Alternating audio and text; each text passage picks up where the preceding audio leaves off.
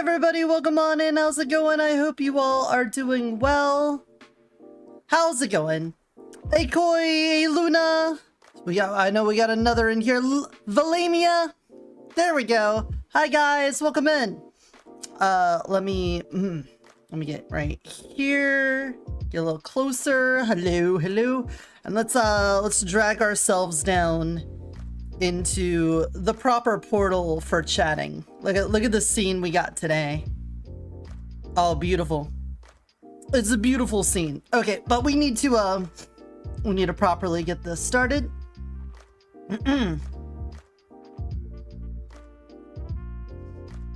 Pets today. Oh, I like glitched out there. Pets today. The plan's simple. We talk about the news. And boy, oh boy, is there news, because this little thing called Epstein files, maybe you've heard of it, they did a little bit of drop-in on Friday, and so we've had a whole weekend to sift through these Epstein files.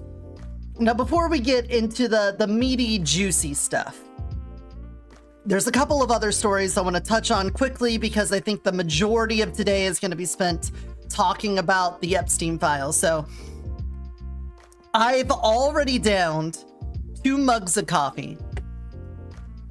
We're already 2 mugs of coffee deep. That's what this morning's been like. Not a terribly cold day, but we did have a little sprinkle of more snow on the dog walk. Dog's fine. He's not in the room with me. He decided he wants to chill in the living room, and you know what? That's fine. He's allowed to chill in the living room as long as he's a good boy. He gets into the trash. He makes a mess down there. Oh, that's not a good boy. But for now, I wanna reward him for being chill when I'm not standing over his shoulder and making sure he's not doing anything he isn't supposed to do. But yeah, I've had my coffee. I now have water. I've been trying to pop open a few tabs to talk about things. Now, that's not to say nothing majorly important hasn't happened outside of the Epstein files. It's just that the Epstein files are so huge. They're bigly. We could talk about funny things like the video of Trump allegedly shitting himself. If you didn't see that, I'm not going to show it to you, but it kind of seems that way. I'm just going to say it kind of seems that way. You know?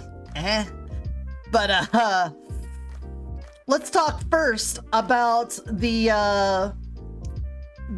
merger between Netflix and HBO Max.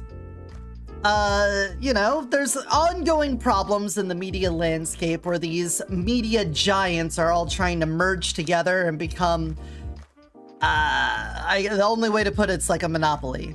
That they're consolidating down. And so there's less competition in the market. And because of that, the consumers are going to lose out. And the best example of this is that, let me get the quote.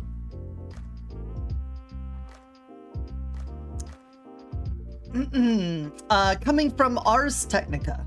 There's a concern that subscribers might be negatively affected if Netflix acquires Warner Brothers Discovery, WBD's streaming and movie studio business. One of the biggest fears is that the merger would lead to higher prices due to less competition for Netflix. During a Senate hearing today, Netflix CEO Ted Sarandos suggested that the merger would have an opposite effect. Oh, of course. Of course it would have. No. Prices would go down. Right. I totally trust them. Sarandos aimed to convince the subcommittee that Netflix wouldn't become a monopoly in streaming or in movie and TV production if regulators allow its acquisition to close. Netflix is the largest blah, blah, blah, blah, blah. Speaking at today's hearing, Sarandos said, Netflix and Warner Brothers both have streaming services, but they're very complementary. In fact, 80% of HBO Max subscribers also subscribe to Netflix. We will give consumers more content for less. During the hearing, Amy Klobuchar, Democrat from Minnesota, asked Sarandos how Netflix can ensure that streaming remains affordable after the merger, especially after Netflix issued a price hike in January, despite adding more subscribers. Sorrento said, the streaming industry is still competitive. The executive claimed that previous Netflix price hikes have come with a lot more value for subscribers. Oh, what a benevolent CEO, giving us all of this value for the increased price costs. Ah, what a kind and caring CEO. I'm sure all of you that have Netflix subscriptions feel the impact of this gain in value from the raise in price of your subscriptions, right? Show of hands? Show of hands, everyone?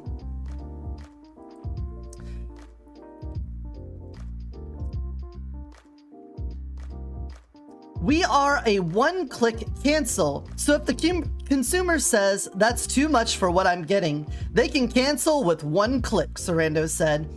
When pressed further on pricing, the executive argued that the merger doesn't pose any concentration risk, and that Netflix is working with the US Department of Justice on potential guardrails against more price hikes. So if it's not clear by my credulity, I don't trust them one bit. If this merger is allowed to go through, it's just going to be more consolidation of the media landscape. Netflix, along with HBO Max, are going to probably bring together those libraries into one streaming platform, which is going to help with muscling out other competitors. Even though, from the consumer side of things, it is beneficial to not have to have a bunch of subscriptions to many places in order to watch all the shows you want to watch, right? Like when cable and satellite TV was the big thing, you would have to buy all of these packages in order to watch the things you wanted to watch. And of course, they would be packaged in such a way that you would have to get all of these different packages. You would get like one channel that is the channel you wanted, and it was like, oh my gosh, saying this out loud, it's just like the housing market subprime mortgage thing, where you would get a package of mortgages where one of them would be good and the rest of them would be shit, and that's how you would sell. Oh my god. Anyway, fucking Jimmy Neutron brain blast moment. Anyway, we're kind of at that point where you have like a million different streaming services, and if you want to watch your favorite show, you gotta have subscriptions. Your favorite shows, you have to have subscription. Well, actually, sometimes your favorite show is on multiple streaming platforms, and you get like season 1, 2, 4, 8 on one, and then like 3, 5, 6, 7 is on another. And you have to, if you want to watch it all, you have to subscribe to multiple. So on its face, yeah, sure, consolidate them all down into one, and then you only need one subscription. But then we go back to a monopoly where they could just place whatever price they want, and you have to pay it in order to see it. So either way, the consumer's getting screwed here. And I think this is not a surprise to anyone who lived through the 2010s, but I get the feeling piracy is gonna be on the comeback, folks. If this is the way the media landscape's heading, then they're gonna have to learn the same lesson that they should have learned the first time, which is if you are anti-consumer, the consumers will just go get their shit anyway. It's just how it is, man. You could try to put all your protections and guardrails on it, but it's a cat and mouse game, and as far as I can tell, the mice always win. The game's stacked in the favor of mice. The music industry, they tried to take down Napster, but file sharing things still worked and people still got around it. You could take down the Pirate Bay, but it comes right back. You can't stop it, man.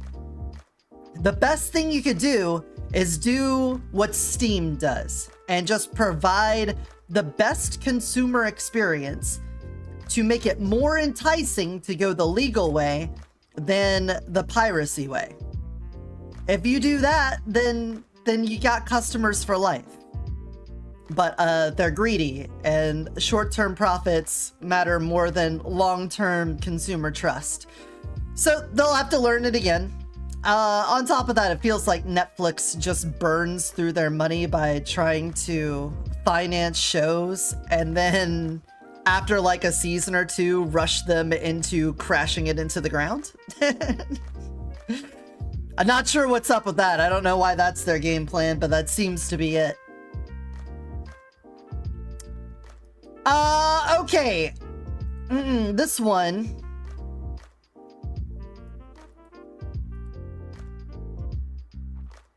Do I have the audio? Yeah.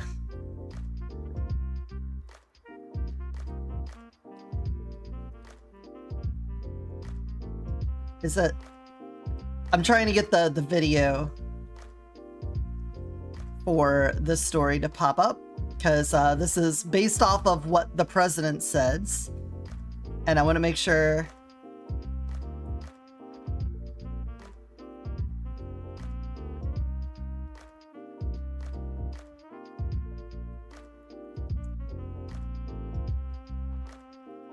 Okay, I think this is it. Let me pause the music. I don't know if the YouTube people are going to be able to hear this,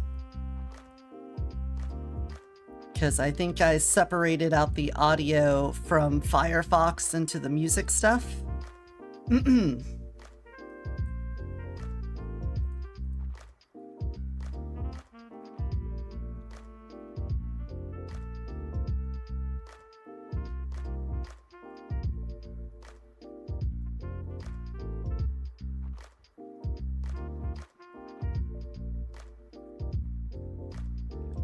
That wasn't...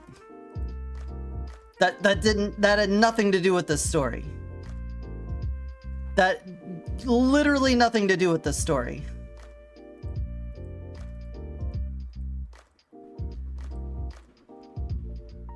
Hold on. We gotta search for this. So this is about Trump saying that we need to nationalize elections. So let me see. Trump nationalize elections. Can I just get...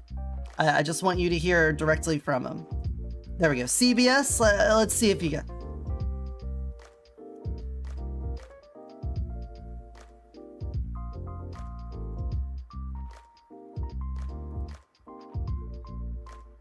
Can we get the direct? Can I just get the direct quote? That's all I want.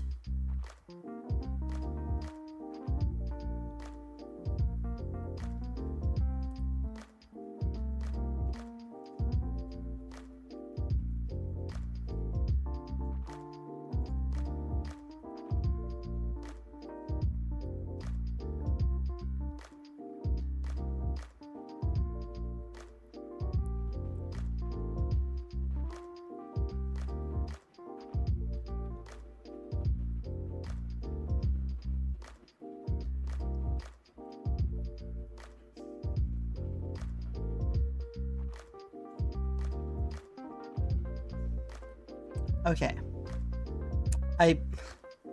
He specifically said that he wants Republicans to take over the election and to nationalize the elections. I want that quote.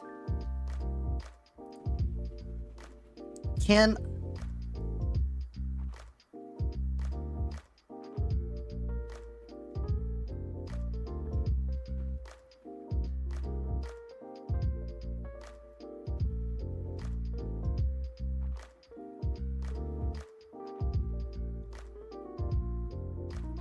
There, thank you. That's the important thing. So first of all, music can come back now. The important thing here is, one, the Constitution of the United States of America makes it very certain that in federal elections, the means of doing the voting is left up to the state. So states have a right to run their own elections. And he wants to nationalize that. So that's already something that goes against the Constitution. And I am of the opinion he's probably not going to follow all the rules and regulations that go through amending the Constitution in order to do that. It's not really been his purview to do that. It's not within the structure of the Trump administration to follow all of the laws in order to get things done. So I wouldn't be surprised if he tries to push out an executive order to make like some sort of federal election committee and to install probably political appointments to head it and then take control. And the idea there would be to force the courts to have to intervene in a timely manner, and it could cause a lot of disruption around the time of the midterms in this fall/winter. Now, will any of that come to fruition? Who fucking knows, man? With Trump, he just blurts things out in his demented, brain-rotted state, and he'll just say something, and then sometimes a week or two from now, nothing comes of it, and it falls away. And it was just people saying, he's joking, or, you know, he's testing the water, or, that's the art of the deal. He's just starting out with a strong position and then working back from it. And then other times, he just does it. Other times he just full sends it, and then we have to deal with whatever he does. So I'm not sure which of those this is, but I think it's very concerning that he wants to do that. Now, the other part of it that is concerning, other than just wanting to nationalize this, circumvent the Constitution, blah, blah, blah, blah, blah, is that he wants Republicans to specifically head this.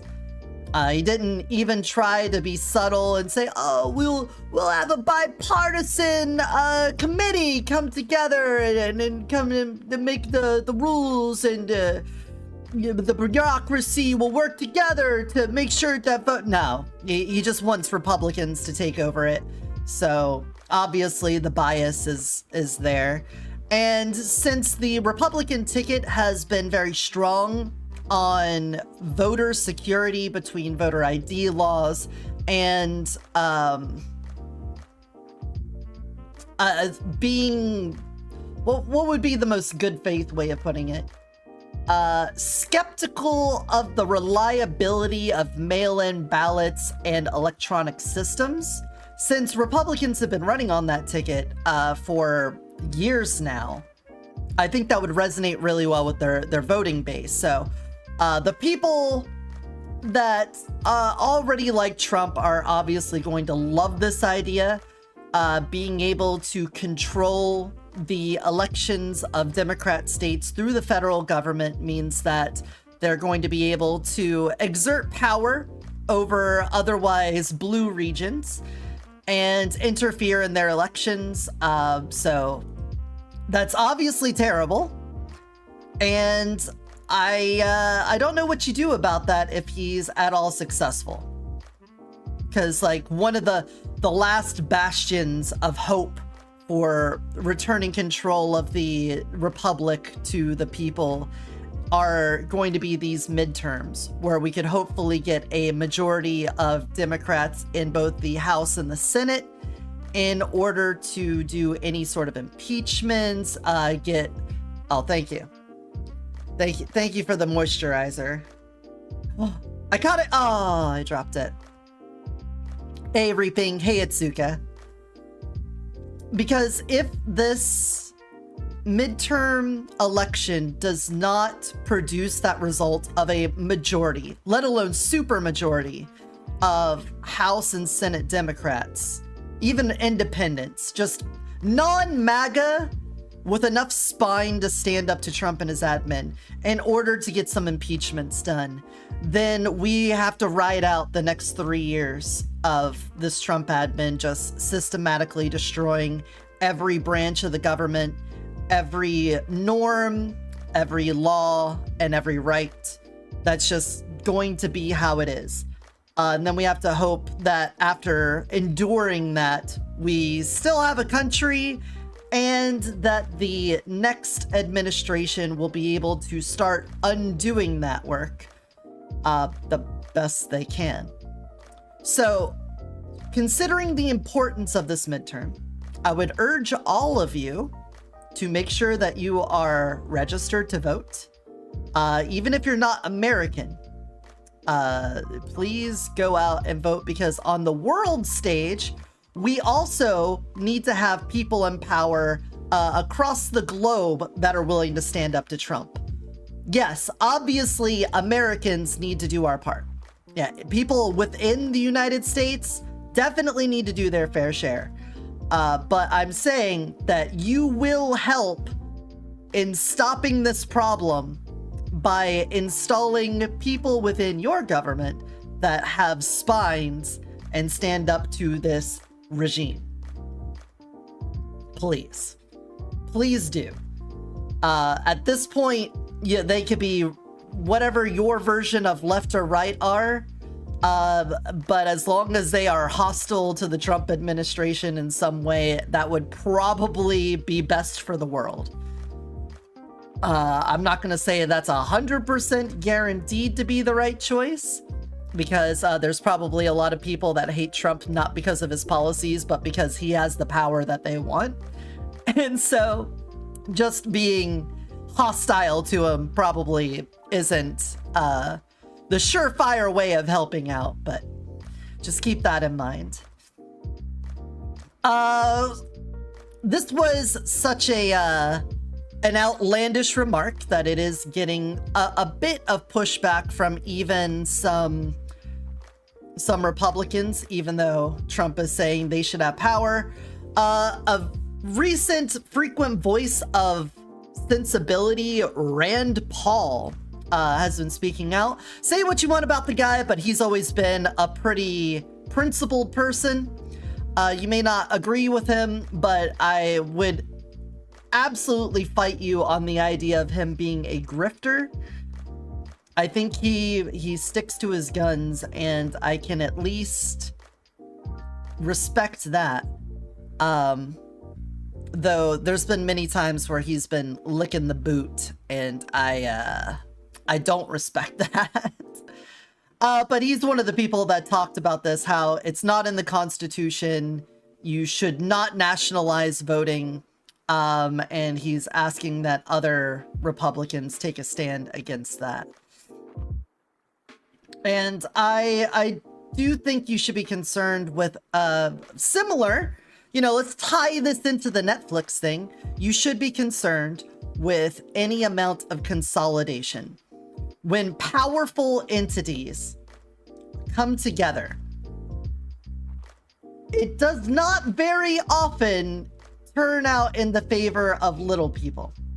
That you on the local level don't usually see a benefit from these large entities coming together. Big countries annexing another country nearby, that usually doesn't turn out well for people. The federal government exerting over state and local governments doesn't usually turn out well for the small people. And consumers, when large companies come together, don't usually get the benefits of those. So,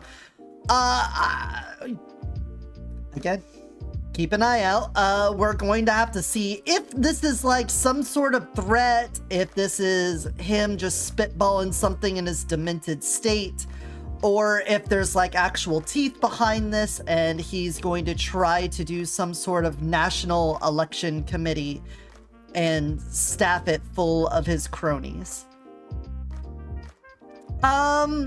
In what could be considered uplifting news, allegedly, Trump's border czar is going to be pulling out 700 immigration officers from Minnesota. That's about a quarter of them that are there. So having a reduced guerrilla paramilitary arm of the executive branch operating in Minneapolis is, I think, an improvement. It'd be nice if they just got the fuck out, but allegedly around 2,000 officers will remain, and I doubt this is going to, let's say, quell the protests. I don't think anyone is like going to be in the streets. Oh, let's fix that, because they're definitely going to be in the streets cheering as the 700 drive out of town. But I don't think that's going to stop the protest.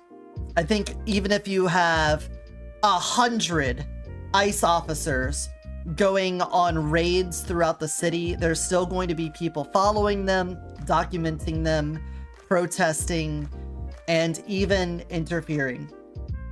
Hell, I don't have a problem saying they might even riot. It's gonna happen. People are fed up with the way that this is being handled. It seems that the point is not to enforce immigration laws. The point is cruelty. It seems as if the individuals on the ground level that are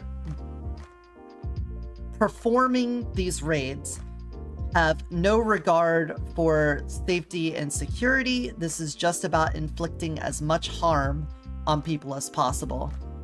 Show of force. So I don't think this is going to do a whole lot. Maybe it will pacify some people. Maybe some people will take this de-escalation as a sign that they don't need to go out and protest anymore, and because of that, there'll be less eyes on the officers, and they'll be able to get away with more stuff. But I don't think so. I think that the people of Minneapolis and anyone that has joined in their struggle is not going to be satisfied with this. And my anticipation for the next few weeks, as I think the weather will warm up, ICE will probably be more active again, and we'll probably see more stories coming out of Minneapolis as they continue their raids.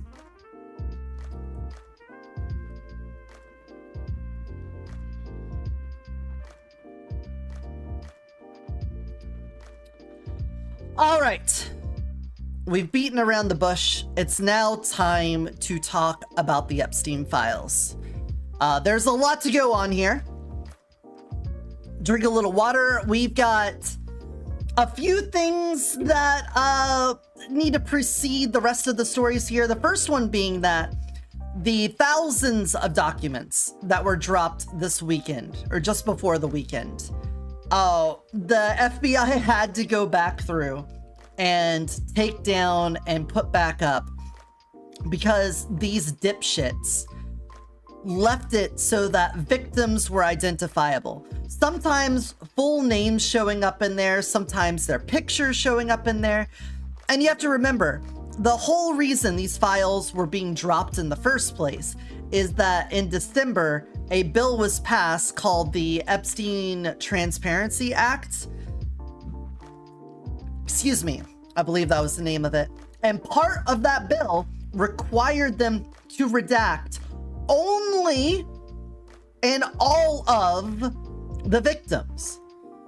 They weren't supposed to have any of the victims be negatively impacted by the release of the files. And throughout the course of this fucking circus, these dipshits have not only failed to redact many of the victims, but they've also been redacting some of the perpetrators. There have been verified instances of like Trump having his picture censored out, having his face like get the black censor on it. And he's definitely not a victim of sex trafficking. So why would he be getting that treatment? And because of their absolute failure to do any sort about, hey Jolly, you've been screaming about this. Well, yeah, scream into the void with me. They are so incompetent, or there's like somebody on the inside that is just trying to get as much information out there. And thanks for coming. there's been instances where 2 of the same file have been uploaded as like a duplicate, and on one, a name will be redacted or a picture or something, and then on the other it won't. And so you get to see the kinds of things that they're redacting. One of them had Jeffrey Epstein's name redacted on it. The person that we all know is part of this and not a victim himself got redacted in one of these duplicate entries. So who and what is getting redacted here? We cannot trust the FBI in handling this. I think that's the big thing that everyone's aware of now. But if there was any more reason to think it is after this release. There's so much incompetency and so much failure to uphold the law that I don't know how you can trust anything they say. I don't even know if these files are real. I wouldn't be surprised if like a week from now, someone's like, hey, I found metadata that shows that all of these files were created over the past month and just dumped in order to cause obfuscation or something. It's just so much. But part of that, the reason why I'm starting with this part of the files is that every time they release a whole bunch of these files, they get put out there. People on the internet mass download them and archive them, and then start sifting through them and find problems. And when they find the problems, the FBI then takes those pages down, redacts them, and then brings them back up again. Someone should tell the FBI the old internet adage that the internet's forever. If you put something up there, it's there forever, man. You could take down the page and bring it back up again, but people already downloaded it. And for something as contentious and divisive as the Epstein files, the moment they get dropped, people are archiving that shit. You can't take it back. There's no takesy-backsies here. You might be able to get away with that if you're like a small indie games journalist and you release like a review of a game that was paid for, sponsored, or something like that. You might be able to take that down and then put it back up with like a change of information and people not noticing. But for a story this big, something like the Epstein files, no, man. You can't just take it down and put it back up again.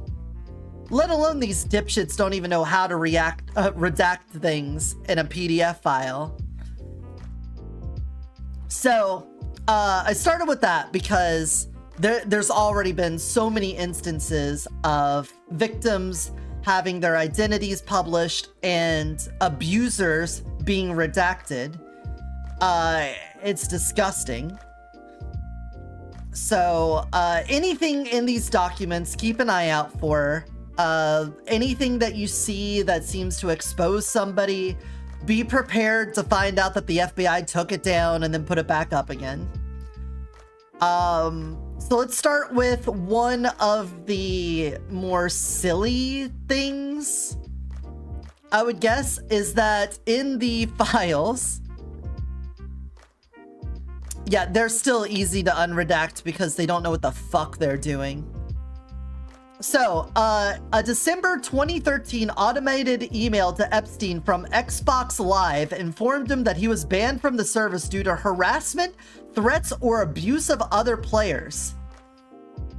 So apparently, Epstein was active on Xbox Live in probably the years leading up to 2013.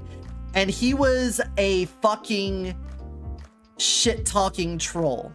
So much so that he got banned from Xbox Live. This is the guy running the international sex trafficking pedophile ring. Obviously an Xbox gamer.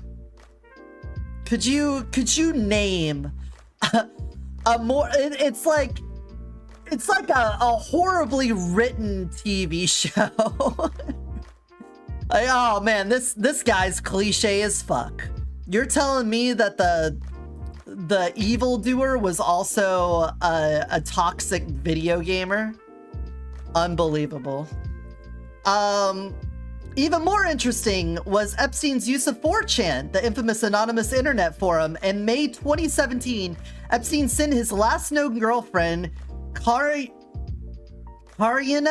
Shalaik, an email with the subject line, "Amazing animations," enclosed was a link to a 4chan thread featuring a user-made video of the animatronic characters from the horror game Five Nights at Freddy's. He went to 4chan and he liked animations of FNAF.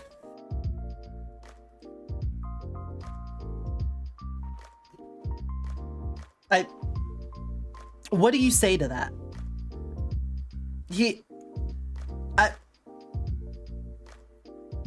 Gamer, Channer, sex pest. It's the Venn diagram is a circle. Significantly, it was revealed in this latest tranche of emails. I'm reading from spectator.com. But Epstein met with the founder of 4chan, Christopher Poole, who goes by Moot, in October 2011 when Poole was 23. Little about the encounter or subsequent meetings is known, but on the day of his first audience with Epstein, Poole chose to relaunch the politically incorrect board. So Poole was started after he met with, or was relaunched after he met with Epstein. So just to make sure we're all on the same page here, Jeffrey Epstein, international man of fuckery, sex trafficker, pedophile, gamer, and Channer, was probably the reason why the politically incorrect board was reopened. Now, I want to put on a tinfoil hat.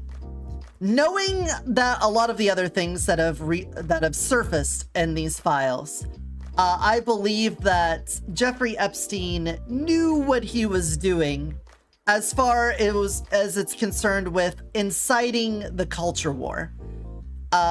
Considering his conversations with Stephen Bannon and many of the Trump acolytes, I think that they were trying to use Poll to control this sort of proto-alt-right.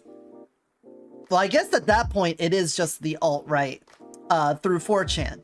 Because you got to remember, like, QAnon and stuff like that started popping up around then. Oh, thank you for the head pats. So if he was thinking that Poll was going to be a strategically advantaged resource in the culture war, you sent me something relevant to the topic? Oh, thank you.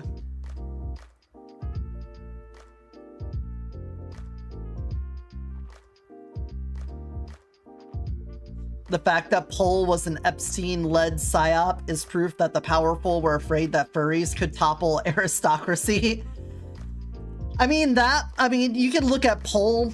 Poll constantly are anti-Semitic, they're anti-LGBTQ, they're anti-furry, they were super anti-woke, anti-DEI, like all of the alt-right talking points were massively I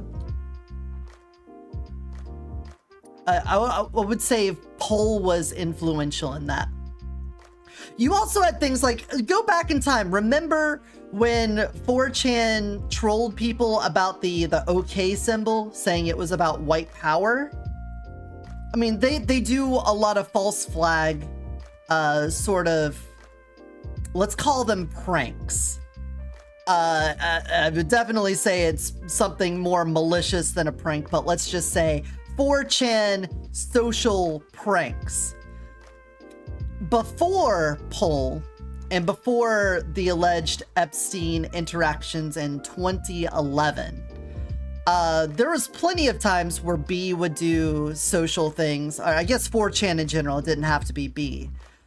But if Pool met with Epstein in 2011, which was 15 years ago, and allegedly, let's believe for a moment that Epstein didn't have his fingers in 4chan before then. Everything from 2011 on, there's always going to be this specter of the Epstein puppetry going on in it, right?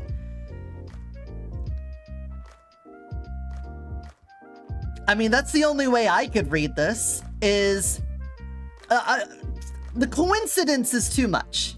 And with all of these files and the mystery around them and the way the FBI is holding them, the conspiracy theories are going to write themselves. Any little thing in here is going to be immediately attributed to some sort of grand scheme by Epstein.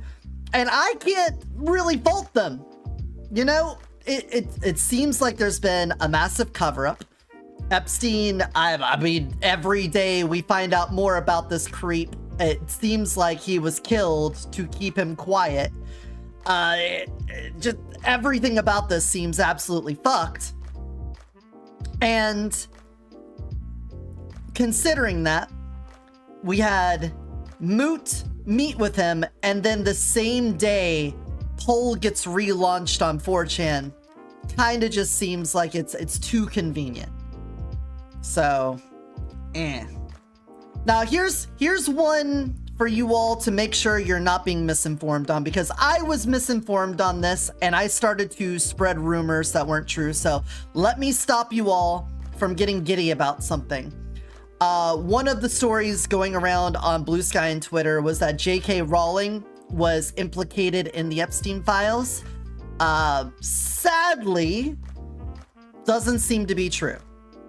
Now, what is true is that one of her marketing producers tried to invite him anonymously. They didn't know it was Epstein, but let me read to you this from The Independent. It's revealed in documents that the stage show's producer sent Epstein tickets after his publicist Peggy Siegel said an anonymous client, described as a very important friend, wanted to come see the spectacle, which was Harry Potter and the Cursed Child's Broadway debut.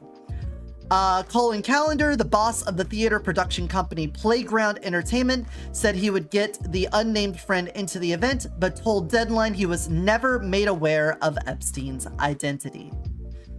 So, I want you all to be aware that the implication of J.K. Rowling being buddy-buddy with Epstein and trying to get him into her show or something like that does not appear to be true. So please do not spread this around. You'll just make yourself look like an ass. It is, from everything we can tell, a media publicist tried to get him into the show as an anonymous client.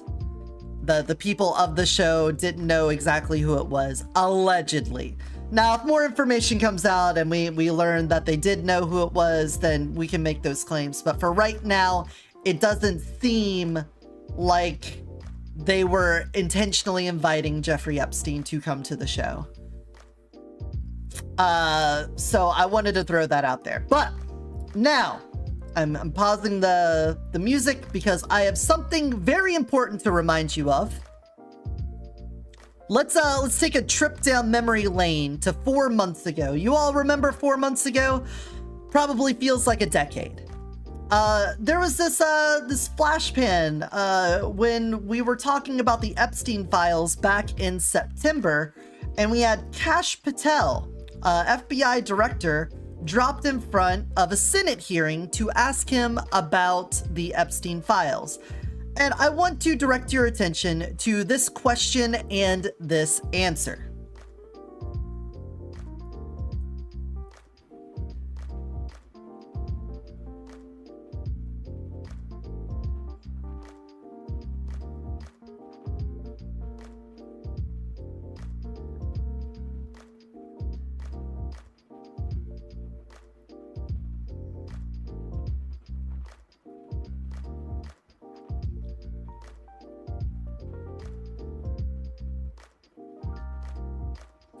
So that is Kash Patel in a Senate hearing saying that there was no one else that he was aware of in the files that was having these trafficked minors. Excuse me. That no one else was being trafficked, these minors, right? It was just Epstein. Epstein's the only one who is indulging. And now we know. And now we know a lot of people in the client list. A lot of people that were part of this. We've got people mentioned in the files. Now you have to be careful here. Because just because somebody was mentioned in the files doesn't mean that they were a client. But we also have seen a lot of people in the subtly, let's say, coded messages talking about being invited to parties and whatnot. I would say, let me come down here because I wanted to give one person as an example.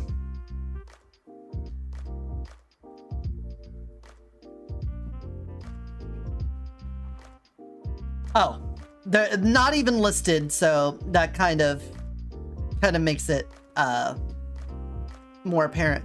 But for example, if you search the documents for John Stewart shows up in there, but that's just simply because he was mentioned as a possible useful pawn for publicizing a person's biography. So if you start searching for celebrity names in there, just make sure that you read the context and you understand why they're in there. But some of the big ones in here, former Prince Andrew was in there.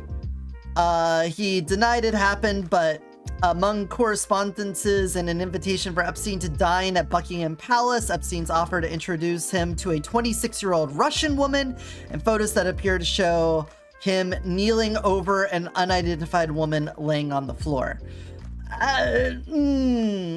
Sarah Ferguson, the Duchess of York, implicated in here. Elon Musk, the most... Okay, if you haven't heard this story, you're living under a rock. But Elon Musk, there were emails of him asking to come to the island and being rejected because he's such a fucking lame piece of shit. But he did try to go to the island. He tried to say he refused on Twitter, but the files showed that that's not true at all. Richard Branson, the billionaire founder of Virgin Group. Anytime you're in the area, would love to see you as long as you bring your harem. Yeah, that seems right. Of course, Donald Trump's in there. I mean, at this point, what do you want from me, man? Of course, Trump's in there. Bill Clinton's in there. At this point, I think it's pretty obvious. If you got a picture of the guy hanging up in your house and he was known to jet around with you, dude probably knows a thing or two about what's going on there. None of the Epstein's victims have publicly accused Clinton of being involved in the crimes, but I don't know, man. I feel like at the very least he has to be some level of accomplice. Stephen Tisch, New York Giants co-owner, is mentioned more than 400 times. 2013 email exchange with the subject line of Ukrainian girl. Casey Westerman, president of the committee of the 2028 Summer Olympics. Westerman wrote to Maxwell, I think of you all the time, so what do I have to do to see you in a tight leather outfit? Obviously, Maxwell is not the one being trafficked, so I think that one you could probably get away with more. Westerman released a statement Saturday saying he never had a personal or business relationship with Epstein and that he regretted correspondence with Maxwell.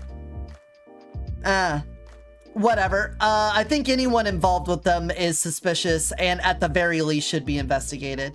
But, I mean, of all of them, if you're only fucking with Maxwell and you haven't been found to be a kitty diddler, then, again, investigate them for being an accomplice or something, but at least you're not a kitty diddler, most likely.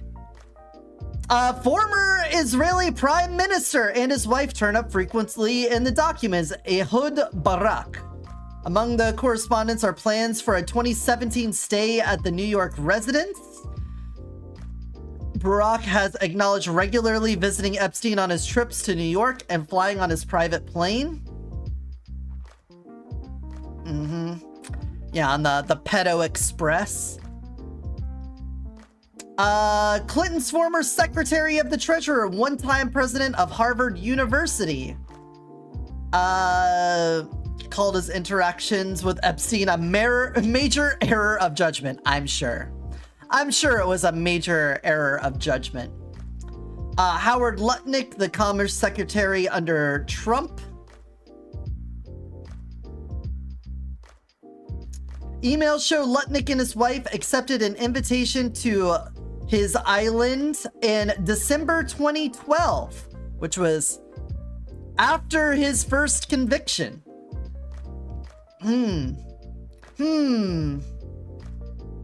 Billionaire Google co-founder Steve Bannon, one-time advisor to Trump in exchange for hundreds of friendly texts with Epstein. The two discussed politics, travel, documentary, and one 2018 exchange, for example, focused on Trump's threats at the time to oust Federal Reserve Chairman Jerome Powell. In a 2019 message, Bannon asked Epstein if he could supply his plane to pick him up in Rome. Epstein and Bannon also exchanged gossipy messages about Trump and his politics. They seem pretty close. Now, I also know, let's see if I can find this.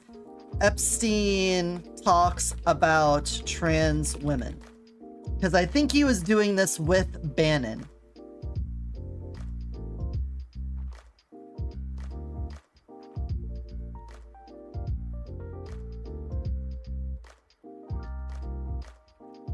This might, let me pull this over here and set in hopes that something graphic doesn't show up here.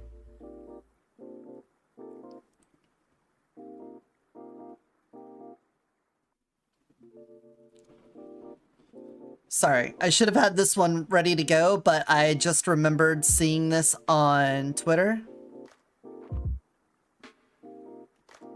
So give me a moment on that. Hey, Jim! Yeah, politics, danger, no kidding. No kidding. You guys are about to get hit with an ad, so during the ad, I'll just be...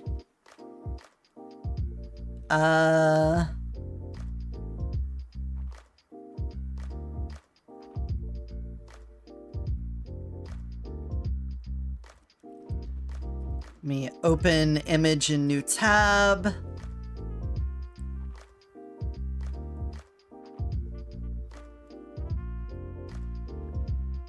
Okay, here's the thing that I was looking for. Hey, CK, welcome on in. The Eotidiss report, yep. Getting it done.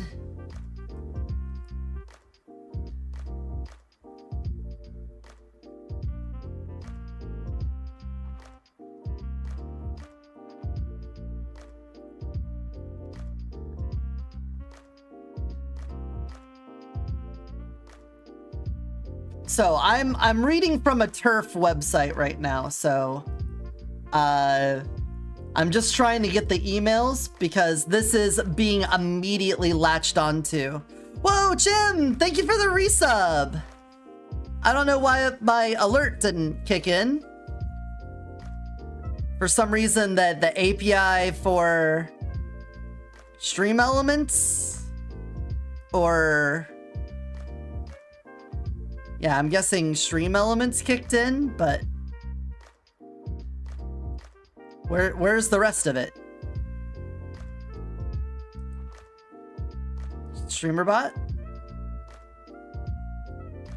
Stream Elements and Venian both got the call for it, but not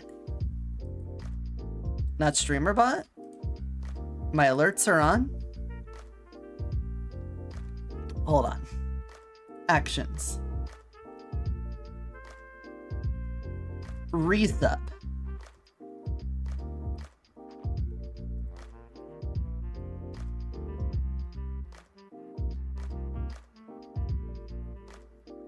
What?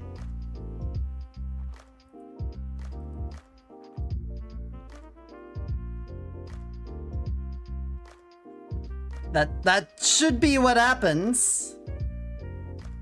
Not sure why that didn't, but okay. Anyway, so this is what I wanted to talk about. But we're gonna hold off on this until people come back from the ad break. Robert Trivers.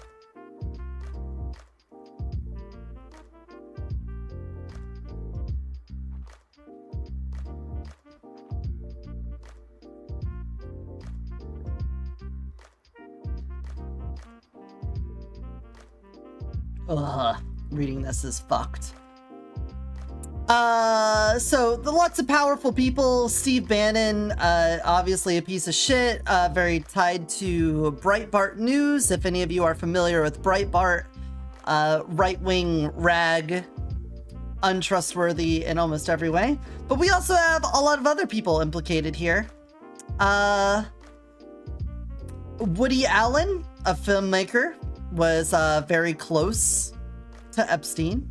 So that was apparently a regular guest at Epstein's Upper East Side townhouse for several years beginning in 2010, 2 years after his sentencing. That's right, for those of you that don't know, he was first sentenced in 2008. So anything happening after 2008 is after it's been made known that Epstein has a criminal taste for women. So anyone interacting with him after that has to be aware of that. Let's look for other big names here. Oh, there's Ban. Oh, does it actually go into the stuff? Showed the two discussing efforts to influence international geopolitics, including shaping European coalitions, pressure on China, Middle East.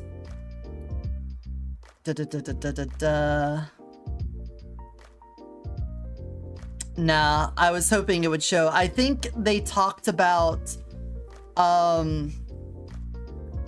you know what? I'm not gonna say because I could be mixing any of these conversations between Epstein and other people. There's the former Israeli Prime Minister. Epstein had withdrawn from consideration to chair the Federal Reserve, writing, "A major blow to a friend. He'll probably be free in the next few days." Later that day, Epstein emailed Barack to schedule meetings for him with billionaire banker Irene de Rothschild and an individual referred to as Kissinger China Guy. A representative for Barack did not respond to requests for comment. I wonder why. But needless to say, a lot of people are implicated in these files. Noam Chomsky, Deepak Chopra, Bill Clinton, wait, I didn't know David Copperfield. Phone message pad seized by the police from the Epstein's Florida mansion showed the illusionist left messages for Epstein 16 times over several months in 2004 and 2000. Okay, 2004, 2005 is before the 2008 conviction, so Just called to say hello. It's Jackpot. Epstein's housekeeper testified in a 2009 deposition that Copperfield was at the house maybe 2 or 3 times and came to the house and played tricks before leaving. Under questioning in 2016 deposition, Epstein acknowledged he socialized with Copperfield. Okay, well, I feel like the timeline of this, you could easily say that he wasn't aware of what was going on, so I don't know if I would have hold that against him. Released detailed drafts, contained draft emails written by Epstein in 2013 addressed from his account to his own account, which made lurid allegations about Gates. It was not clear whether Epstein ever sent the emails to Gates. A representative for Gates called the claims absolutely absurd and completely false. So this is another one of those cases where if you searched Bill Gates, he would show up, but apparently didn't actually have correspondence with him. Calling David Copperfield to disappear. Oh my god, that's so fucked, but that's pretty funny. Imagine having a magician on retainer, so if the FBI ever showed up, you could just like poof all the evidence away. Let's see. Stephen Hawking. This one I saw the pictures of. Hawking showed up and apparently went on his personal submarine.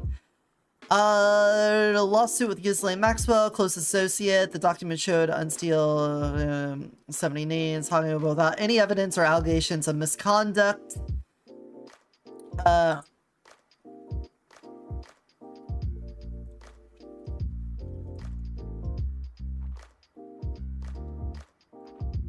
Yeah, as far as I can read on here, he wasn't implicated in anything, but I did see a picture of him in a submarine with Epstein, so there's that. Michael Jackson.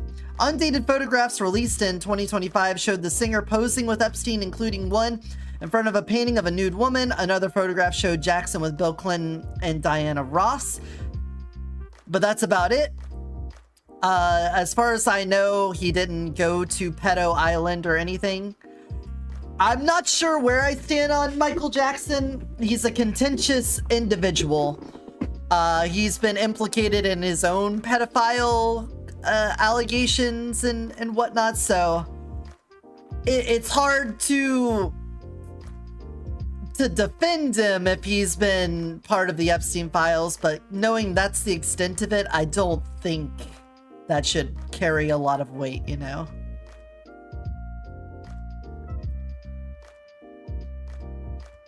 Bobby Kotick.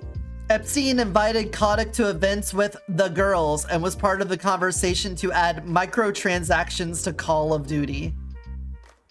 This is one that that went pretty wild on Twitter and Reddit. Epstein having a conversation with Bobby Kotick to try to get kids involved in microtransactions on Call of Duty.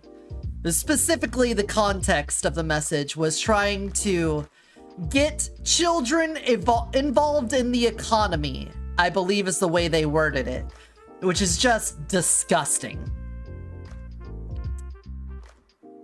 Howard Lutnick. We just mentioned him. 2005, don't care. We want anything after that. A longtime Epstein aide reached out to Lutnick in 2012 to arrange a meeting while Lutnick was at the island.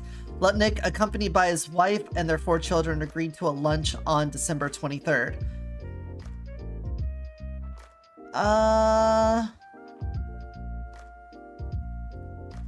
Elon, we talked about that. Just fucking Elon. Ugh.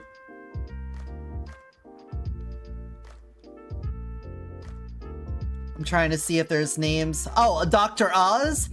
Transaction report from 2004 showed Epstein paid money for the travel expenses of Oz. Currently serves as the Centers for Medicare and Medicaid Services. Epstein was invited to a 2014 event at which Oz was the guest speaker, but wrote in an email that he was unavailable to attend. So this does seem like another situation in which somebody was just part of the files, but I don't think they actually did any kid diddling. Kevin Spacey. Considering he already got, yeah, we know Spacey. Donald Trump and Melania Trump, of course. Now let me talk about this. Let me stop the music. So, let me talk about Robert Trivers.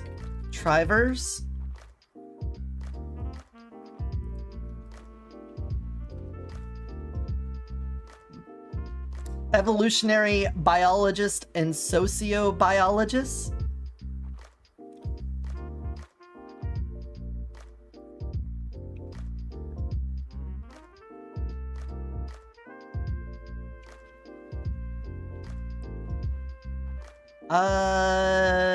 He went to Harvard, got a PhD in biology.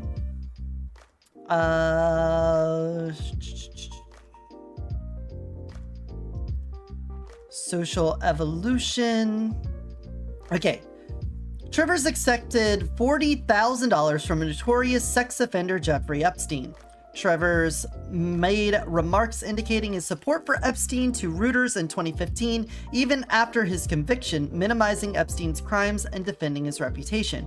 Trivers said of Epstein's assaults of underage girls, by the time they're 14 or 50, they're like grown women were 60 years ago. So I don't see the acts as so heinous. So, wonderful guy here. Reuters reported that Trivers said Epstein is a person of integrity who should be given credit for serving time in prison and for settling civil lawsuits brought by women who said they were abused. In 2015, Rutgers University suspended Trivers with pay for refusing to teach a class on human aggression had been assigned to him. Trivers told the class that he knew nothing about the subject and that he would do his best to learn the subject along with them. With the help of guest lecturer, Rutgers suspended Trivers for refusing to teach and for involving the students in the controversy. In an interview with the student newspaper, Trivers described himself as one of the greatest social theorists in evolutionary biology alive, period. So, with that in mind, this guy, from him to Jeffrey Epstein's. Subject, trans. It is very simple. I will compare male to female with female to male. With greater molecular control over development, we are increasingly capable of producing novel phenotypes, more feminine men by blocking testosterone receptors, or castration, and all the same time increasing estrogen production. The one bucks male features, the second encourages female features. More masculine women, heavy testosterone dosage, incredible external effects, heavily bearded men. You would never guess they had female bone in their body. The first kind, male to female, is 4 times more frequent than female to male. The first is attractive. He's a woman with a cock, so that if your fantasy is to suck a man's dick, otherwise you're completely heterosexual, it would be much nicer if the rest of the organism is female. Then you get the best of both worlds. So many transsexual women are very attractive and easily make money, which in turn they assert promotes their prostitution, since they have to pay hefty fees for injections every week. But they are sexually happy. Once you've reached manhood, even castration does not prevent the sensation of organism. I'm guessing that's auto-corrected from orgasm. Contrast the poor female to male version. They are unhappy and lonely. They are men with mum-pums, the worst of both worlds. If you like smelly masculine men, you want the hard cock that comes with the show. You do not want one of nature's more complex and variable structures, the pum-pum, that is acquired, tasted, and not with a man. There are hundreds of female trans videos and websites. I have never seen a male one. By the way, we're now pushing the intervention earlier, so you notice your 3-year-old son has trans tendencies, so now you intervene with hormones. I would be frightened to do that, but who knows? Yeah, so, clearly, yeah, this is disgusting and vile. the person basically talking about trans people as apparently only useful for their sexuality, talking about how male to female trans people are a fantasy and able to provide otherwise heterosexual men the possibility of sucking dick while being straight. Meanwhile, poor trans men are just always unhappy and lonely, which is such bullshit. So that's great. That's cool. And saying we're now pushing the intervention earlier, so you notice your 3-year-old son has trans tendencies, so now you intervene with hormones. I would like to make it very clear to anyone out there that has been fear-mongered about gender-affirming care. First of all, you don't give hormones to someone who's prepubescent. There's no reason to do that. That's not going to happen. Unless you're talking about someone who is just abusing children for the sake of it. No one's doing that. You don't give hormones to a 3-year-old. That is fucked. I don't even know what this is referencing. What does he mean by that? A 3-year-old with hormones? So I don't even know what that is in reference to. But for any of you out there that somehow got a hold of this VOD or something like that, and you think that those kids are getting transed, that they're being groomed into this, I want you to know that it is incredibly hard for minors to get a hold of those sort of medical interventions in trans care.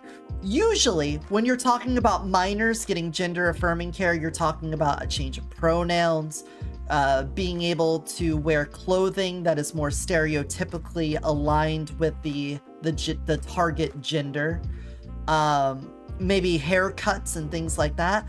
You are almost never talking about any sort of medical intervention. Now, in some extreme cases where a person that has been diagnosed with dysphoria and isn't finding relief in those sorts of care may be put on hormone blockers, puberty blockers, in order to prevent the impacts of puberty on them until they can either work through their gender dysphoria or, you know, become an adult and then get hormones. That's the idea. And then, in an even smaller sample of people that reach that point, sometimes it is after consulting with the parents, with the specialists, with urologists, with everyone else there. Occasionally, a minor will be given hormones. But this is like such a very small, itty-bitty sample of people in extreme cases that are getting those hormones. It is not likely for any trans-identified youth to get hormone blockers, let alone hormone injections. So it just doesn't happen that often. What do you think the rituals that they performed on Epstein's Isle were? I don't even know, man. It's hard to make witty commentary about what was going on there because it's so disgusting. But part of me would think that considering Epstein was apparently an Xbox gamer that raged so hard that he got banned. Can you imagine them playing like a LAN party? Like, imagine Epstein's Isle in 2006 or something, and they're playing like Halo. That was the crazy party. There's sex trafficking these kids, and they've got like bottles of Mountain Dew and bags of Doritos next to them. Ugh. It's hard to tell with the fake files and real files out there. I mean, eating of children. I don't know, man. Well, that's why I was saying why I opened up with the fact that the FBI keeps releasing files, then taking them down, re-redacting them.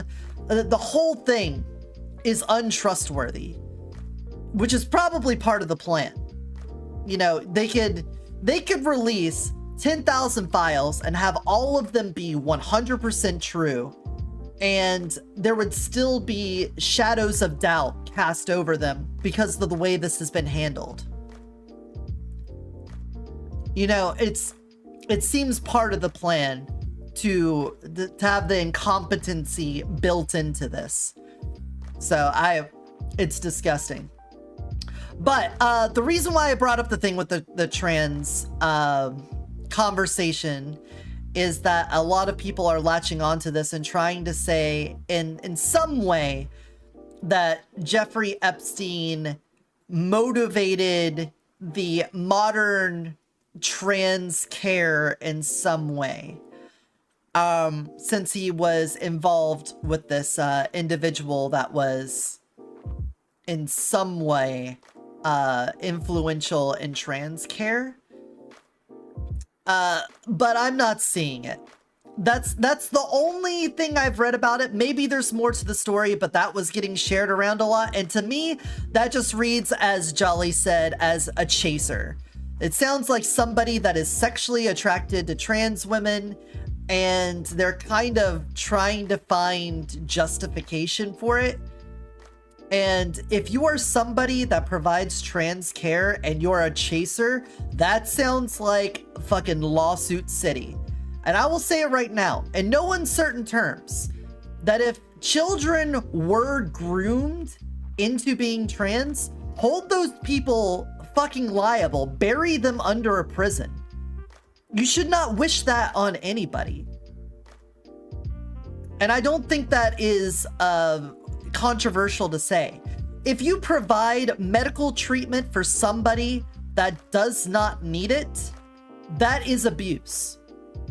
And if you're sexually attracted to trans women, and so you try to shovel boys into being trans women so that you can get your kicks to it, fucking monster. Bury them under the prison. So, but to me, if I didn't see what Epstein had to say in response to that, and I have no idea further context, but considering the earlier allegations of him being involved with 4chan's poll, and knowing how poll has constantly been negative about LGBTQ in general, let alone trans people, I wouldn't be surprised if he had an investment in fomenting hatred against trans people. I've seen a couple of theories about how if they were chasers, the idea was to abuse trans women while at the same time building a social environment that constantly denigrated them so that nobody would take allegations against them seriously. I mean, Diddy did all he wanted to do was slide around his house. I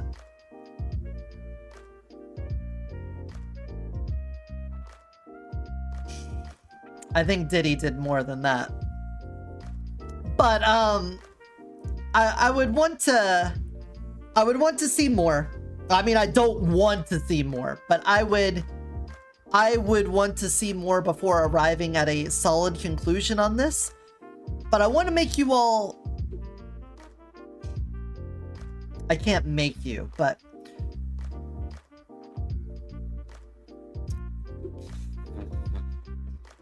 be careful.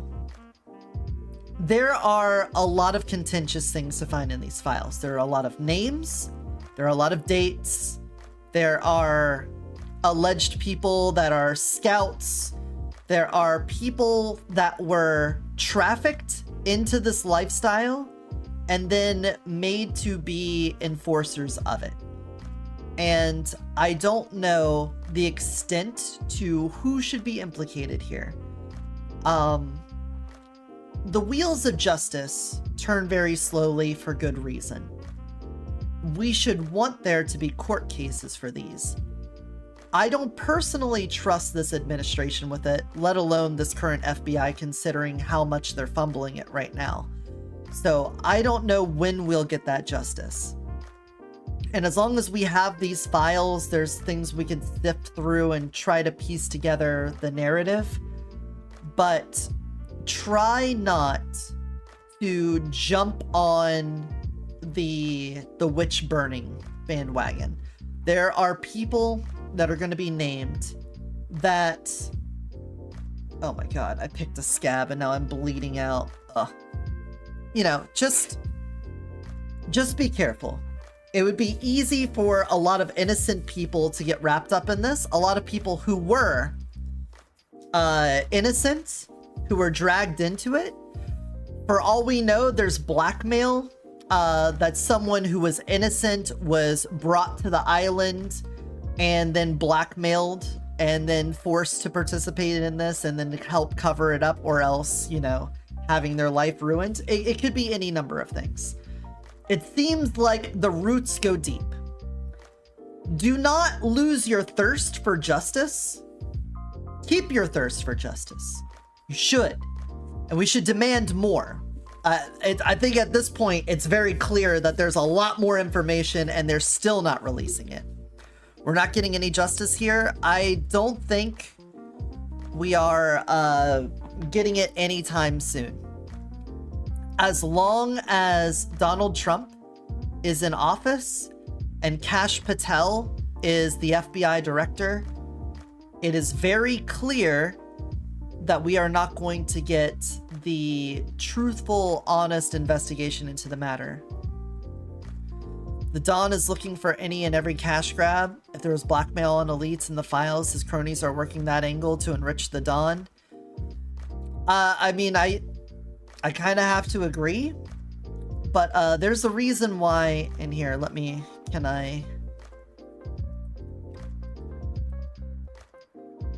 I want to play this again.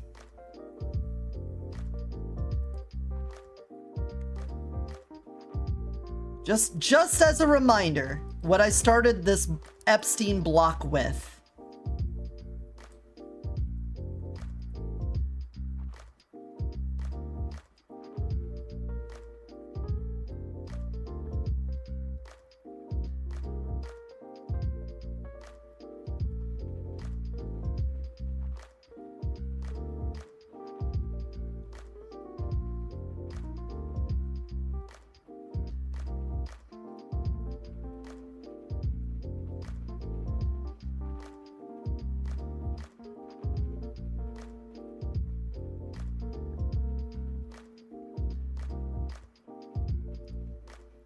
So remember that.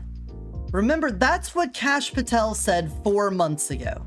Sitting on all of these files saying that they weren't implicated with anybody else. There wasn't any... We don't hear the audio from the video? Oh, wait. You don't? Why didn't anyone say that before? Oh, wait. No, you're on the YouTube side, right? You're listening on the YouTube side. Yeah. Sorry.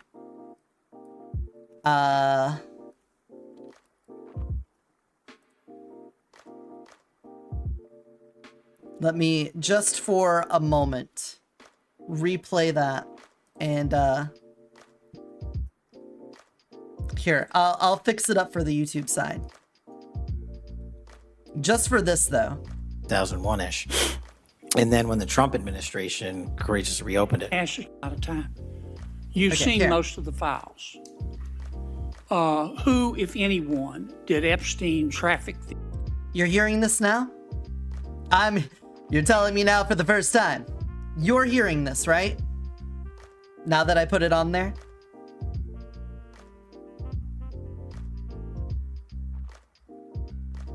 Make sure that the YouTube side of things hear this. This will show up in the VOD then. Hopefully it doesn't DMCA me from ABC Chicago.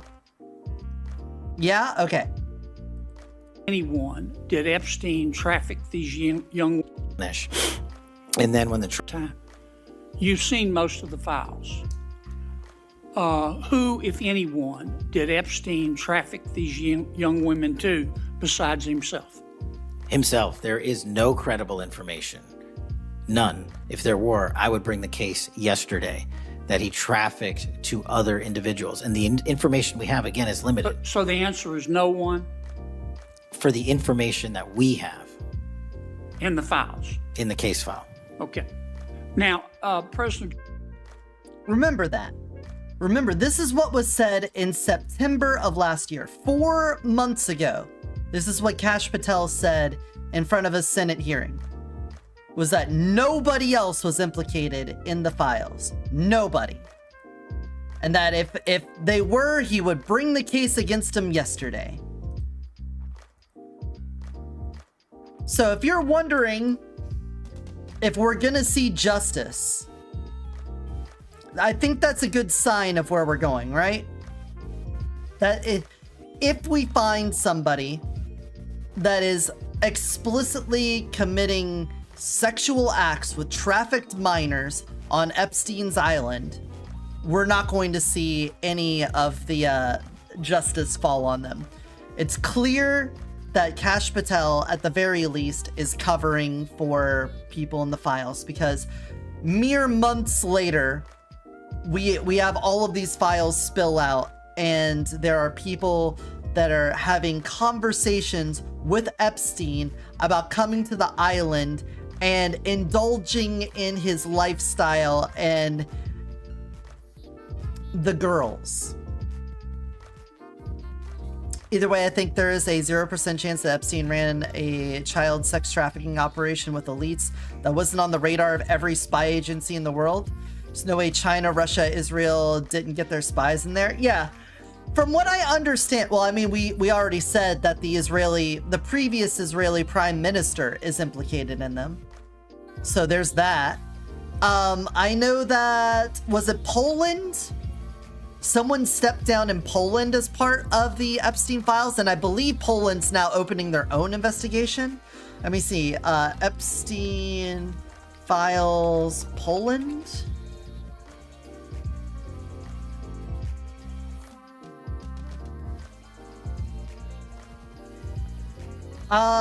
So this is coming out of AP today. Polish Prime Minister Donald Tusk said Polish authorities would analyze the recently published Jeffrey Epstein files to seek any potential Polish victims. We cannot allow any of the cases involving abuse of Polish children by the network of pedophiles and organizers of the Satanic Circle, Mr. Epstein, be treated lightly.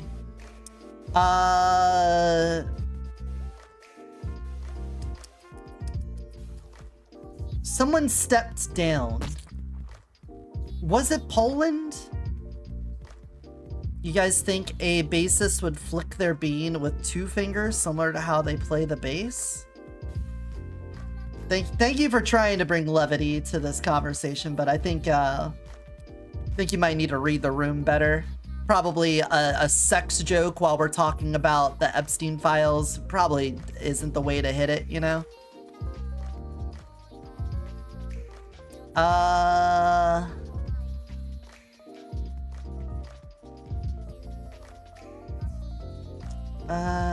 I'm trying to see. Somebody stepped down in another...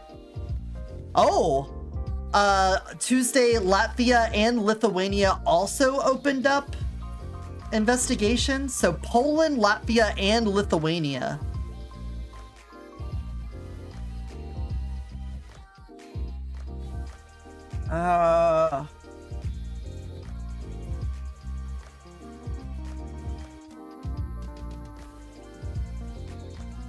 Let me see. Epstein files stepped down.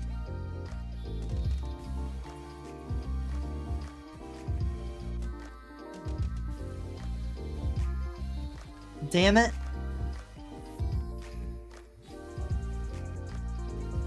Maybe if I put steps down in quotes.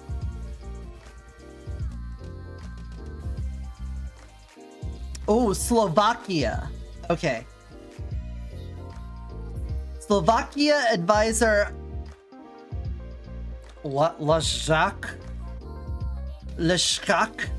resigns over Epstein revelations. Slovak Prime Minister Robert Fico's national security advisor stepped down after his name appeared in newly released documents linked to Jeffrey Epstein.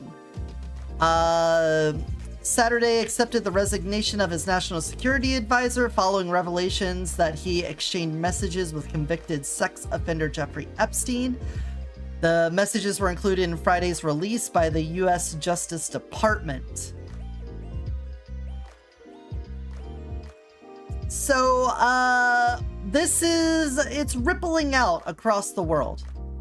There's implications being made about people in foreign governments, and this is bringing new attention to the problem.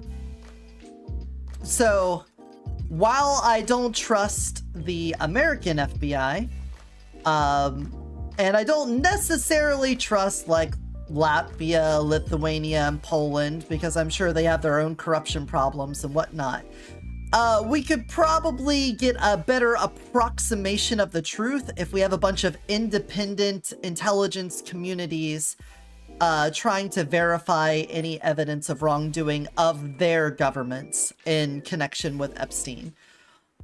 So, granted, there is an other fudgery, which there definitely is going to be. We may get a better idea. Now, the problem is that I think any of this information is going to get filtered through the American FBI, so I don't know how much they would be able to learn without having to work directly with Kash Patel and his department, so who knows. But I can at least hope that there could be revelations presented from outside of our own intelligence that might expose the biases of our own departments. I would hope that we would have transparency, but it's been very obvious over the past year that that is not something to expect from this administration. This is why I have a feeling the foreign adversaries are using the Epstein files as a way to blackmail, force Trump to do stupid things. Like any attempts to fuck with China or Russia are going to result in the files getting out. I mean, that's been the implication for a while, is that Trump has been a puppet to Russia because of blackmail. I think it would work. I mean, it seems consistent with the way he carries himself. He's very image focused. He doesn't want to be perceived as weak. He doesn't want to be perceived as under anybody else. That's also why he's worked on this project of the peace board, where he's trying to get other countries to act as like a proto-UN usurper with his like peace organization. And he wants to be the chairman of it because when the presidency is over, I guess he still thinks he's gonna live long enough to do a lot after that, and he wants to have even more power than president of the United States. So, well, it's in keeping with his idioms, with his personality. It's just the way he is. So I wouldn't be surprised, and considering the network and other people that are in this current administration that seem to be involved in Epstein, along with his circle, I don't think that's very far-fetched at all. I also don't know how much, say, Putin is involved with Epstein. I don't think they were like personally close or anything, but I wouldn't be surprised if they had some sort of connection there. But it's hard to talk about this simply because of the volume of information that's been released. And I tried to consume a lot of information on this, but what I quickly found out is that people are stretching things. That as soon as you find a name in there, they're immediately running with the story that they were fucking kids. Oh, a name showed up in there, they're fucking kids. And some people are just straight up generating bullshit. Making like an AI generated post of what appears to be an email, or just photoshopping a name into an email header. So there's a lot of misinformation out there, not even coming from the FBI, but from people that want to make stories and headlines and whatnot. So the best thing I can tell you is to be careful. Obviously, a lot of people need to search through the files and find information and get things connected together in order to build a coherent story, timeline, and all of that. But you got to be careful.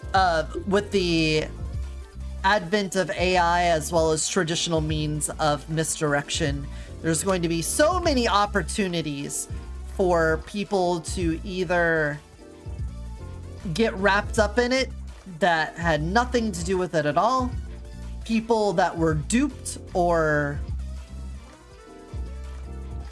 I keep saying groomed, but you know what, I'll say groomed into it, being given more responsibility than I think should be given.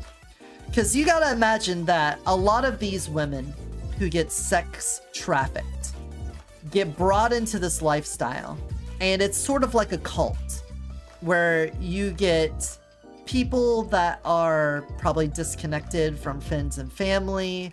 They're given a place of belonging. They're told they're attractive and beautiful, and the only thing they have to do is have sex with rich and powerful men in order to earn their way. That could be a attractive offer to somebody that is having a shit life, and so they get groomed into this lifestyle, and those people would then be used as scouts to find other women to bring in. We can recognize when this is done as part of a cult how wrong it is. So I would hope that you would have some amount of sympathy for those that were brought into it and made to feel belonging in this fucked up sex trafficking world. So keep that in mind.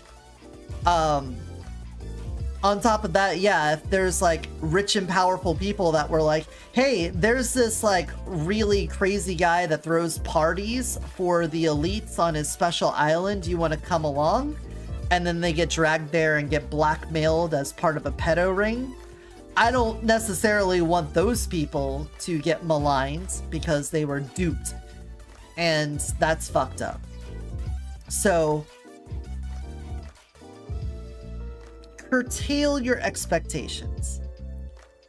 If we want justice to be brought, we need to do a better job than the FBI is currently doing with releasing victim names and redacting abuser names. We need to be precise. And in an age of AI fakes, Photoshop, and hyper partisanship, the ability to get a story out there of somebody being a pedophile will spread faster than somebody can correct it. It's easier to lie than to debunk a lie. So just be mindful of that. Honestly, forget about the Board of Peace. It's about weakening the institution of past like NATO and the UN. Well, no, that's why I don't want to forget about it. He is like intentionally trying to undermine the authority of the UN and the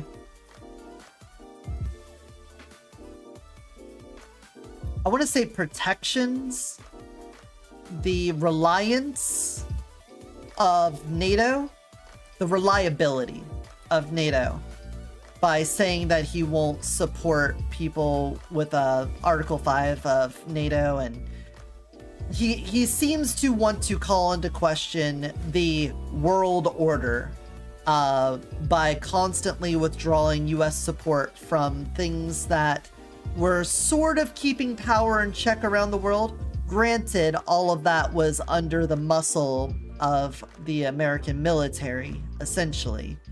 But the way that we're going about it is not exactly the most anti-imperial way. It's not like we're shying away from our military might, especially since we just deposed the leader of Venezuela.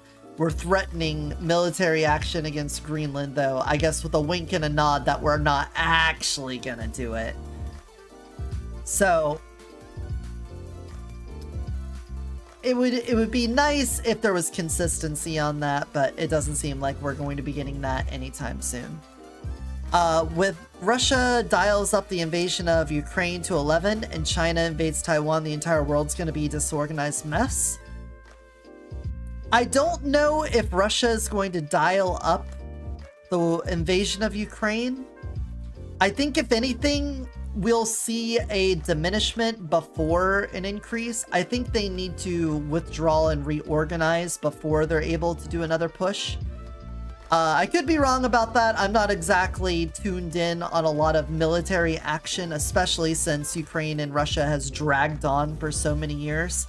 It's hard to know when something actually sparks and is huge, because you'll hear like a story come and go about how Russia blew up a bridge or Ukraine hit a power plant, but it doesn't actually seem to lead to meaningful gains or loss in territory in Ukraine. So, not that I think you should completely ignore it, but it's hard to stay on top of that when it goes for so long. But the thing I would be more concerned about is China, Taiwan. I do think that's going to cause a worldwide disaster.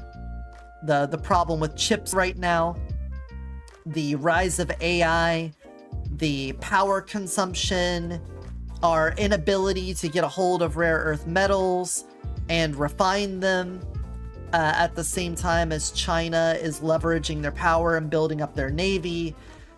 It does seem to point in the direction that China is going to make a move sometime in the next decade. And that could happen soon. Could be in the next couple of years while Trump is still president. Which would be its own disaster. But let's say in let's hypothetical, a best case scenario where the midterms come around, we get a majority of Democrats or at least non-Trump sympathizing representatives in the House and Senate.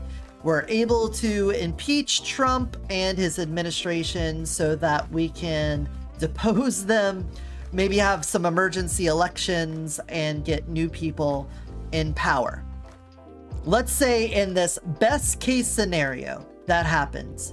Well, the next few years is going to be a lot of detangling the mess in the courts between all of the actions that Trump has caused, the alliances and world economics that have been disrupted by this administration are going to have to be fixed. Our partners around the globe will need to be reassured. We've done tangible damage to markets around the world with the way that Trump has handled foreign policy. We exited the World Health Organization, and that's going to come with problems for managing pandemics and sharing health information between different nations. So, like, you have to look at all of the trickle-down effects that have happened. I know it's only been 1 year of Trump admin, and so much stuff has happened, but in much the same way that it is easier to lie than it is to debunk a lie, it is easier for all of these to lose trust than to gain trust. It is easier to break an alliance than to forge an alliance. And so everyone's going to be a bit standoffish with America even if we do the hardest retribution, the like hardest bounce back against the Trump administration, and we do the biggest show of force, we have like a big Nuremberg style trials, and let's say we do capital punishment for Trump. Let's say court decides that he and his cronies were all so unbelievably treasonous that they deserve the death punishment or death penalty. That still doesn't mean that our buddies from 10 years ago are going to come crawling back to us to reforge alliances. They're still going to want to stand at arm's length and wait for us to make sure we have all of our shit in order to stop this from ever happening again. And then after that, we're going to have to build up goodwill again. It's going to take a long time. The amount of damage that Trump has done on the world stage is going to take so much effort and so much time to clean up. And so during this rebuilding, this era of healing post-Trump, China goes and invades Taiwan. There's not going to be like a coherent cooperation between America and her allies in order to defend Taiwan. Japan has talked about protecting Taiwan, but I think that's specifically because they don't trust us to do anything. So we may not have a lot of cooperation between them, but when push comes to shove, I think Japan would work with us. But I don't know how many other states would join in with us in protecting Taiwan from China, let alone mobilizing fast enough to be effective. Because, I mean, literally the geography of China to Taiwan and mainland America to Taiwan is such a vast difference that being able to control that is going to be hard.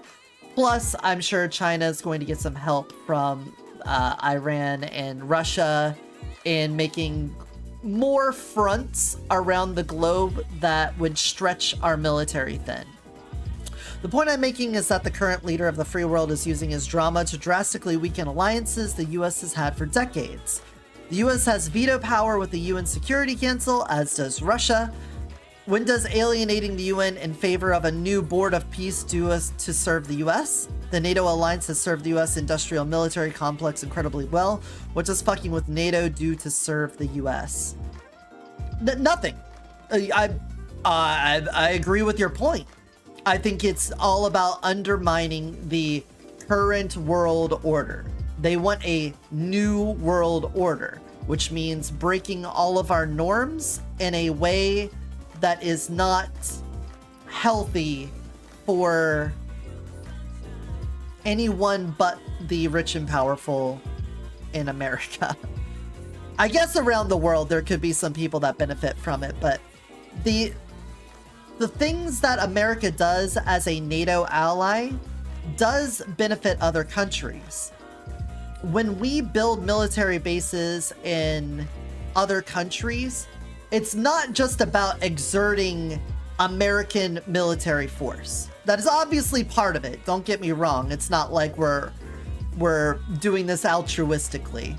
It is about us being able to have deployable troops around the world so that we can exert our power. But there are also benefits to these countries because we can give them training, we can give them intelligence, we can share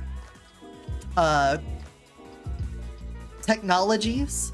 There's a lot of benefit that comes with harboring the American military in your back door or in your backyard. So us having that military presence around the world as NATO is beneficial to everyone involved. And our sudden withdrawal from our promises makes that less of a mutually beneficial agreement. And so it causes mistrust. So while it's definitely serves the U.S. industrial military complex, don't undersell the importance of how other countries benefit from it as well.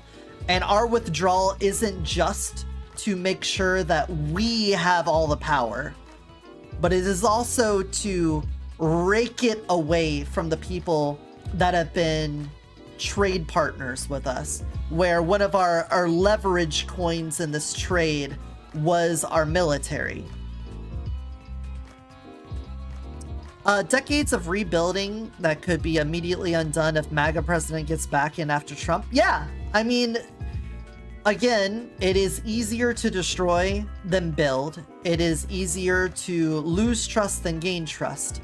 So any amount of time that it takes for us to build that back up, even in the perfect situation, the ideal circumstances, could easily be undone even after that. And every time we backslide or backpedal on any of our promises around the world,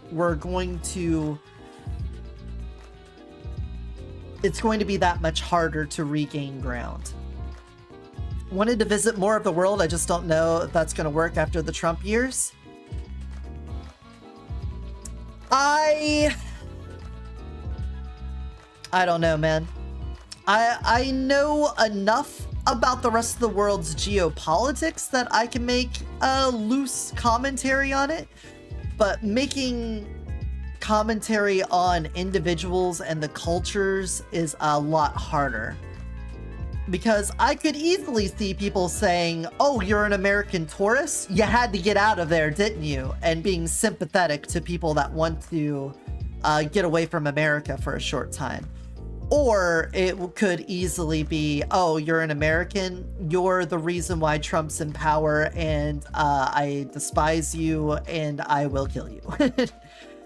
The way that your government is destroying the world is your fault. So I don't want to, I don't want to say one way or another, but I get you. I definitely would be afraid to stay, but also afraid to leave. Japan does not have a military anymore, only a self-defense force as part of a resolution post-World War II. Yes and no. Yes, in that is officially what it is. But the current Prime Minister of Japan has basically said that if China attacks Taiwan, that it would be so undermining to the security of Japan that it would be considered self-defense to prevent China from attacking Taiwan.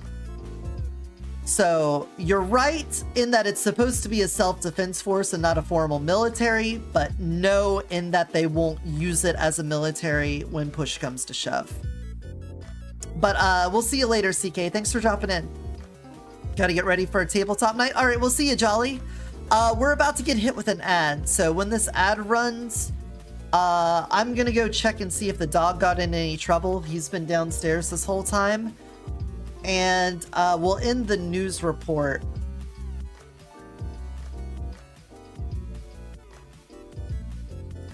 And do something else. What? I don't know. I've been considering just doing some more Binding of Isaac, getting back into the Binding of Isaac. How do you guys feel about that? I loaded it up to do a couple runs for the roguelike items video. I've been thinking about letting that itch come back. Getting the Binding of Isaac hives.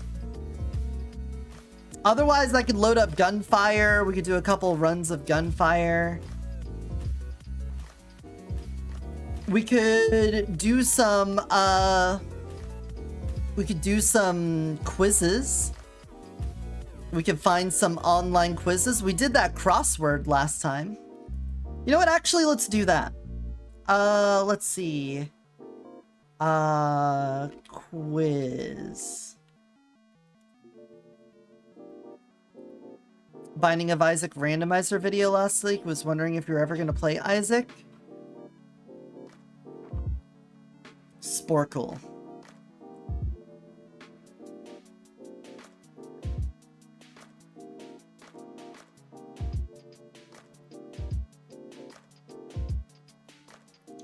could do some Sporkle.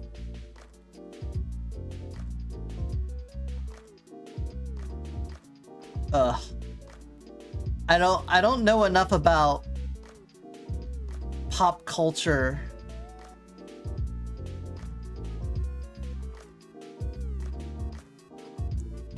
Three-letter cartoon animals. Books by opening lines. God, they're just gonna make me feel like shit, aren't they? Subcategories.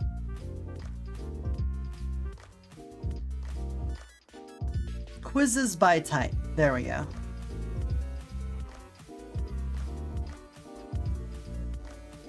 Okay. Ads here. I'm gonna put you all in a BRB. Check the dog. All of that stuff. I will be back.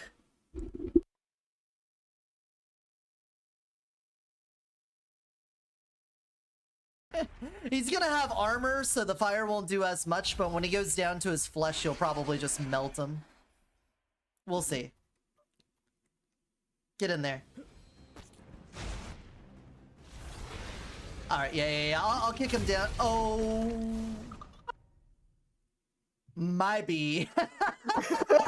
I was just gonna break his armor so that you could finish him off. I didn't think. I'm so sorry. If anything, I don't think we need it in order to win this. Already in the invincibility phase?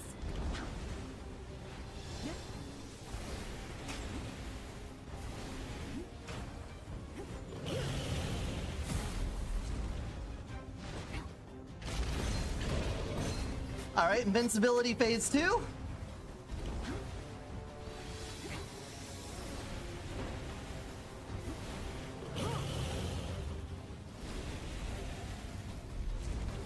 Come down here. And he's dead.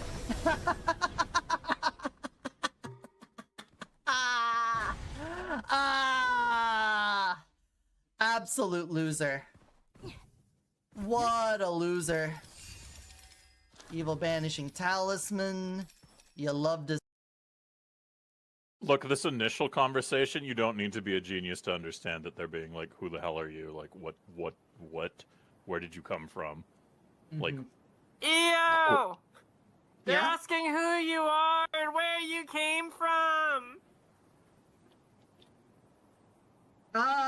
Tell him I'm always coming. That's my secret, Cap. Cards, Lamb, and yet, this is the first. Take these cards, and I will draw another each time we meet. When drawn by me, they will grant you power. Alright. Temporary HP. Increased chance to spawn better chests. Why does that look like a dick with 3 balls? I know it says rabbit's foot. It's a rabbit's foot. It kind of looks like a dick with 3 balls. Am I wrong or am I right? I will take the dick with 3 balls. 175% weapon damage. A little extra weapon damage from that. We only have 2% weapon damage from that. Okay.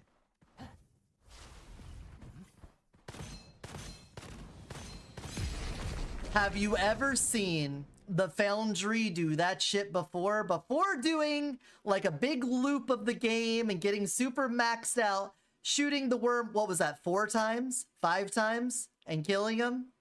Come on. Hey everybody, welcome back to my YouTube tutorial, Mario Kart 64. All right. Why is that in the air? We're gonna go to Peach's Castle. If you didn't know, this is actually an area you win over here. At the end of Wordle!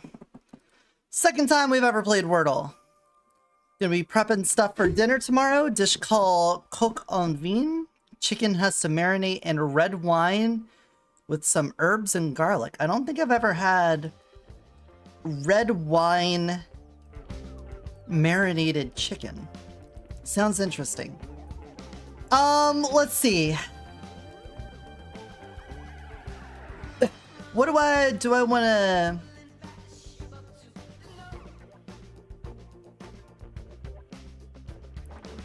What do I want to start? I said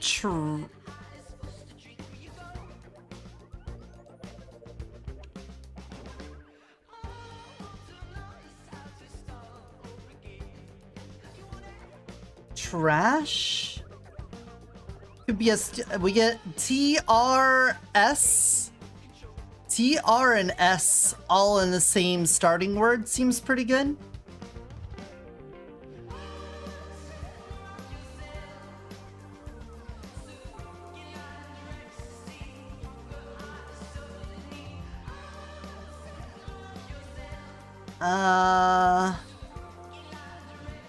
What about strep?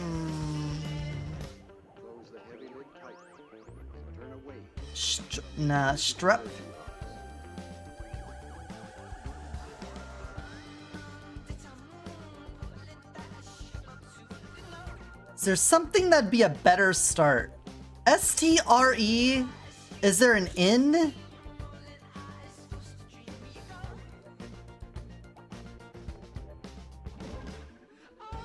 Ooh, rinse. Rinse. There we go. That seems like a good start. All right, we have a T and an R, but no ENS. The marinade gets used to be made into a sauce with mushrooms, lots of shallots, and diced pancetta. Ooh, nice. Classic choice. Try chicken chowser if you like it. Similar, not hard to make. Also really good. Oh, you guys are gonna get me all hungry, aren't you? Oh, also let me get chat box up here.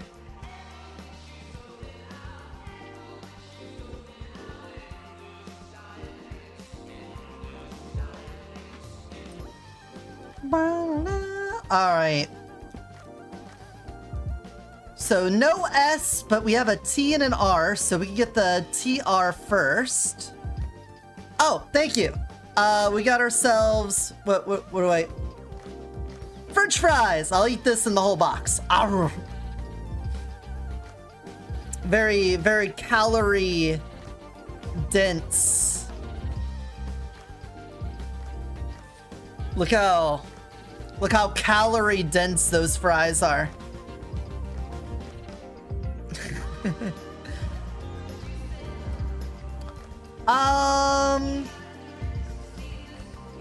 So like trick would work because we get the T and R and then ICKS wasn't part of that, so ooh, okay, so T isn't here, T isn't here. There's no ICK either. So no E and no I. No E, no I, so AOU. And it doesn't start with TR or the R up front. No S.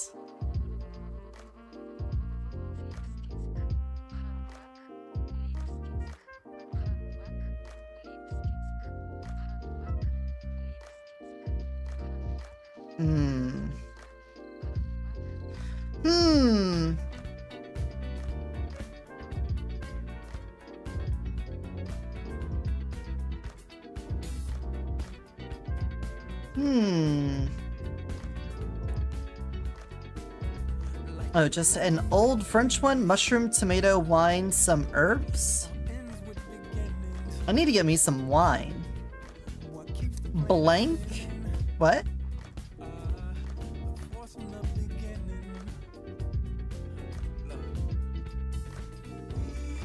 Well, it includes a T and an R. We know a T and an R are in here, but the T is not here or here, and the R is not here or here. So it could be like TR or something that's like gator. Like that?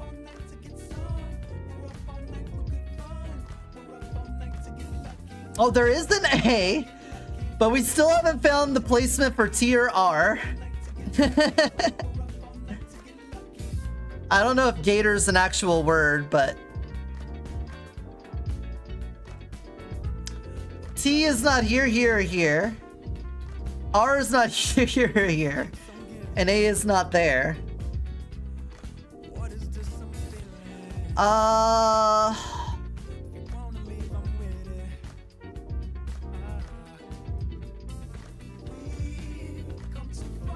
I guess there could be multiple T's.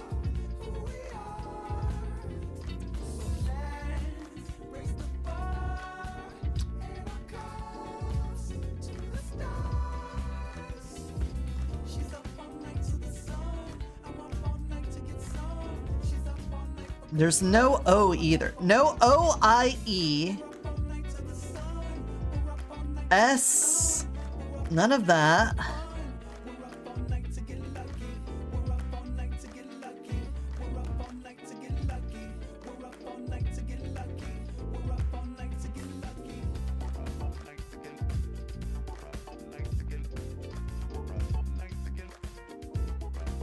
Oh, this is rough. Sort of like a version of hit and blow. I have no idea what that is. Basically, we gotta figure out the 5-letter word. If a letter is yellow, it is in the word, but we didn't put it in the right spot. If it's green, we know it's in the right spot. Apart? I guess we could have 2 A's. That seems pretty good to me. A. Part.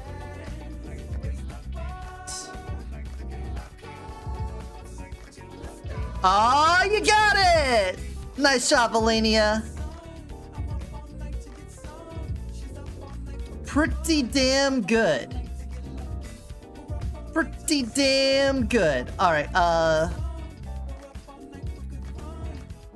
let's do the daily puzzle.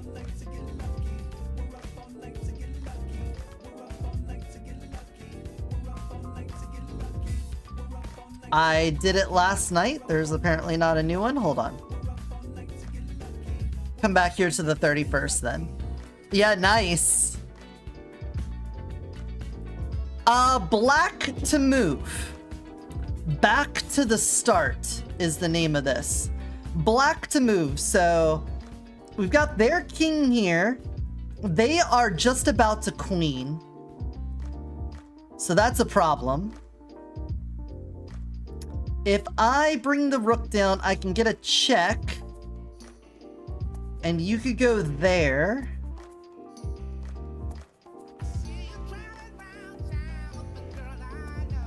I could then go there and give another check. Then you could go forward or back.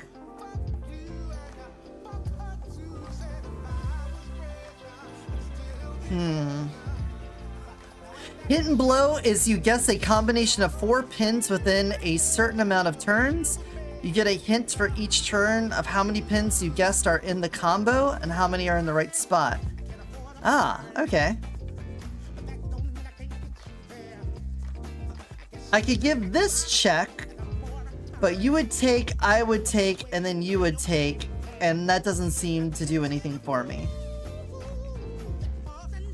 So if I do this check, you can't go here, here, or here. You can't go here, here, or stay.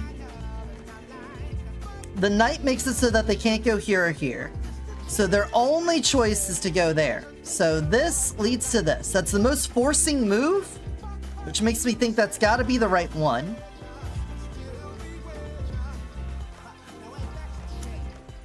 Now, I can't have the rook come back because it would just be taken, so that doesn't work. Which makes me think that it has to do with the knight coming over. If I have the pawn move forward... Oh, that would be a check. They take on... yeah, they take en passant. We take, but then they get their queen, and then we're in trouble. Or are we? I'm not in check yet.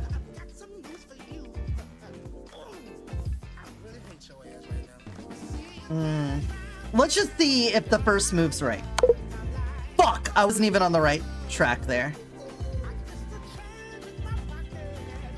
Okay, so the right move is to use the rook first, though, but it's not to take this.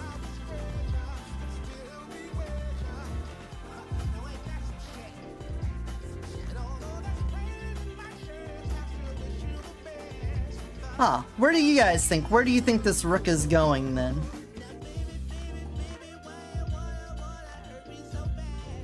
If it's not here... is known by the name Mastermind and Bulls and Cow. I've never heard of any of those. Never heard a single one of those. Well, there's no forcing move with this rook. I'm thinking maybe we go here. You get your queen. And then we get discovered check here.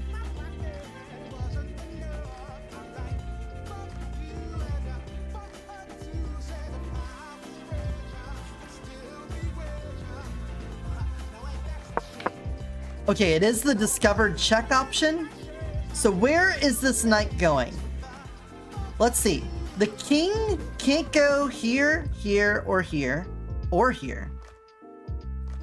So if we go here,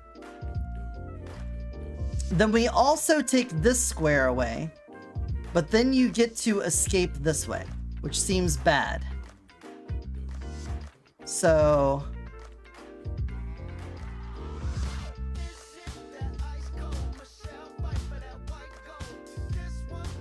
there's not a way to cover this square after the knight moves, though.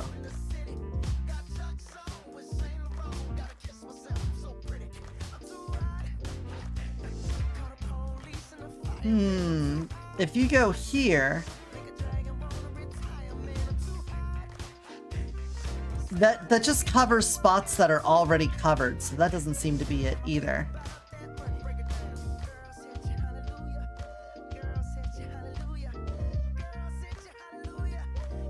The problem is that the moment we don't give a check, this rook's gonna come down, check us, and then the queen comes over and mates us.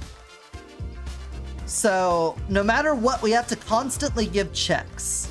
If I come here, that at least covers this and this. The rook covers all of this. You're covering this. So that does mean forcing move here, so... fuck! It is a knight move. What the fuck? Why there? Why would that be the place to go?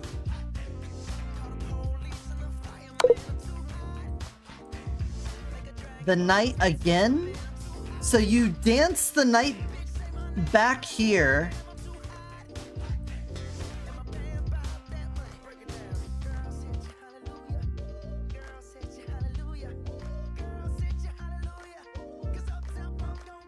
To come back in with this check. And then this is mate. Dude, that one was rough. Okay, sorry. Give me another one. I don't know how you were supposed to intuit the backwards knight move into that. That's too much. Black to move. So let's take a look at the situation here. Our king is fucked. This king's got a rook looking at it, a queen looking at it. This bishop is staring down here. That is a lot. So we're looking for forcing moves.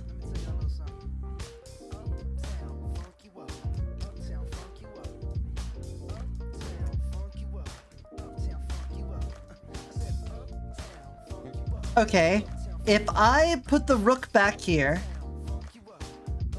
his only move is to go there. There's nothing that can come back and protect it.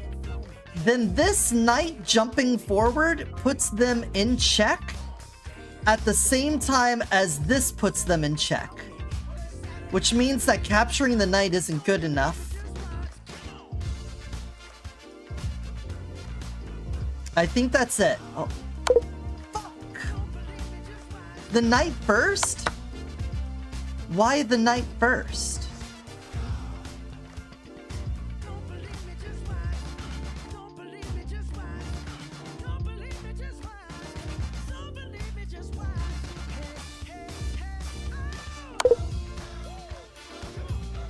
The queen?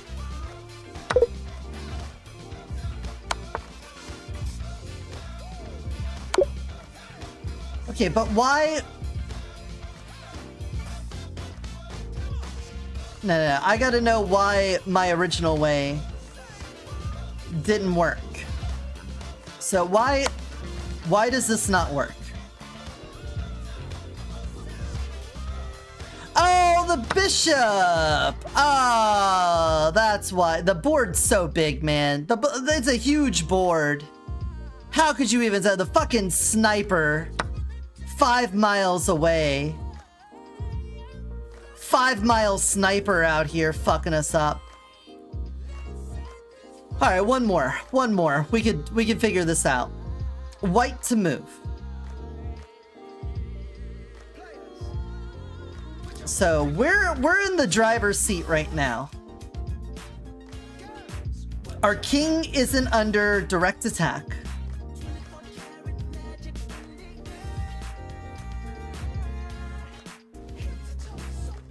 If we take this pawn, the rook is protecting it, and that puts the king in check.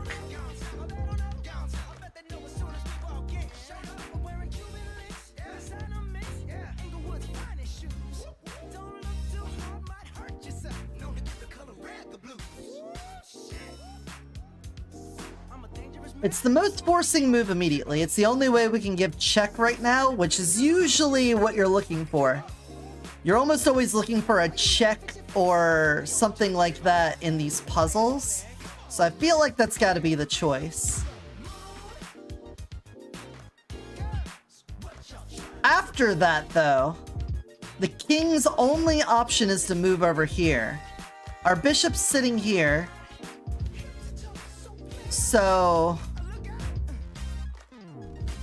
I feel like this bishop needs to stay here to monitor this.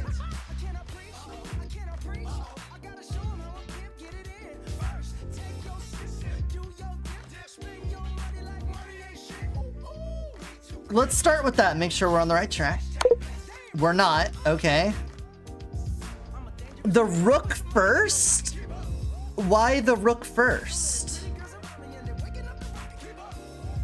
I'm so mad that we weren't able to deduce the first play of any of these puzzles.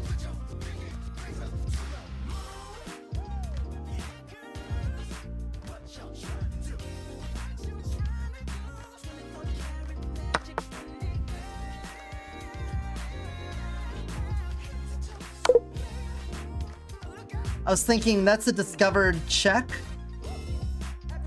And then this is protected. But then I guess he comes over here.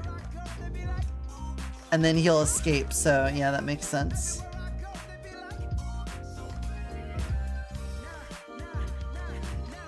Oh, is this it? Yeah. That's mate because you're protecting that. That's check. You can't go here, you can't go here, you can't go here. That's mate. Okay, I missed it. Anyway, Sporkle quiz. Where are the crosswords? I like the crosswords. 3 fairy tale companion. Adam Sandler character. Billy Madison. Billy Madison. Is that it? Did I get it right? Not. Didn't light up, so I don't think so.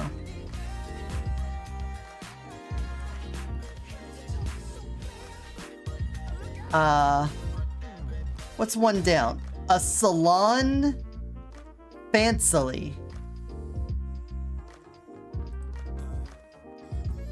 Famous boxer Ali. They in Montreal. Gone bad. Turned? No? Okay.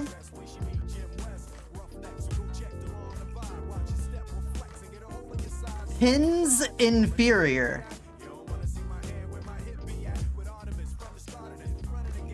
Will? No. Education grant. Hell? Hell grant! Yeah, got it. Alright. Movie procedures. Ads? Okay. I don't know what a fancily salon is. Tolerated. Dual weapons.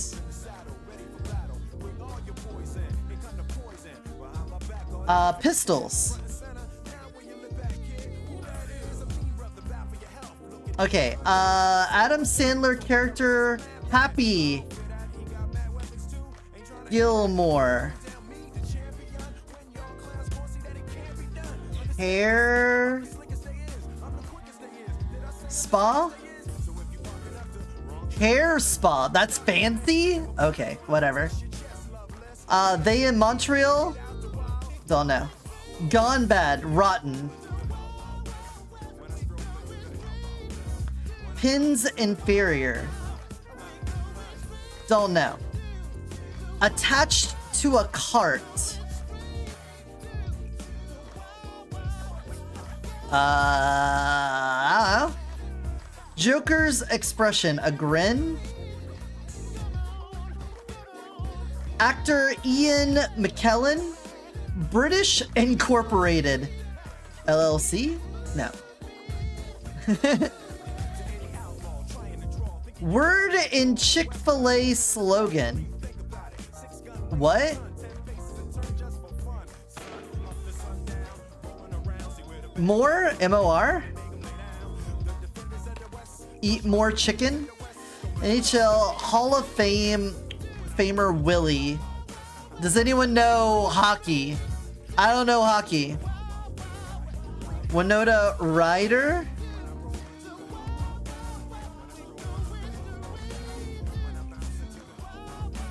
Skill in speaking.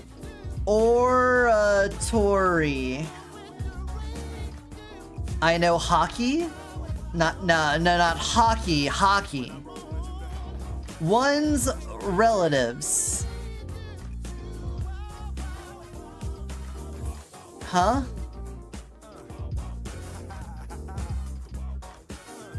I'm drawing a blank on that.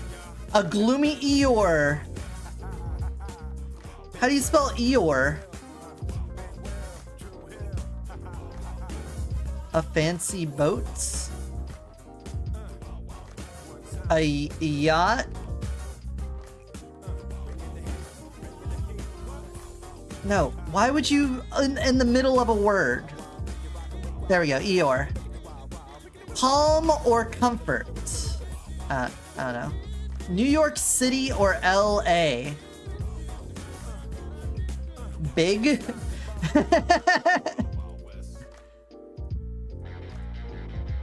Baggage handler.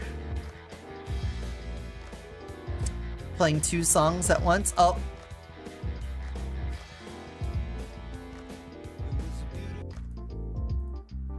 Well, I'm gonna get DMCA'd like hell because I forgot to turn off the music from the YouTube VOD.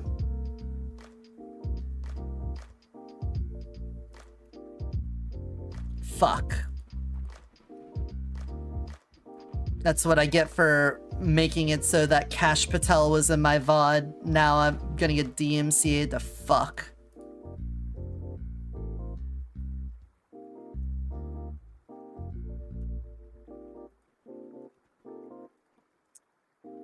Baggage handler, don't know. Common contraction. Whatever. La la procedure. Ooh? Ooh la la?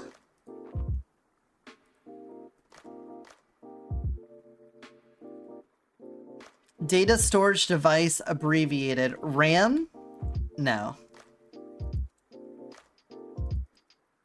Hair care product. Don't know. Worked before high school exam. Study. Nope. Hey, Harriet. Yeah, we're doing crossword. Shampoo?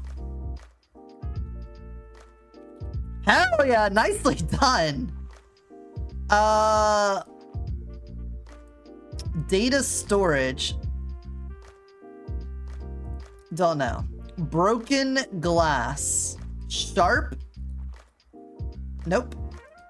Shard? Shard. There we go. SSD?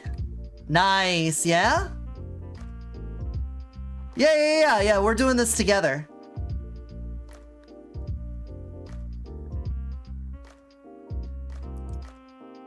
SAT prep? Oh, got it.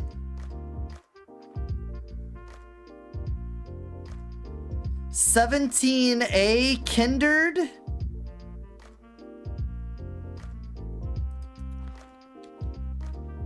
God, please go. Kindred. A yokel?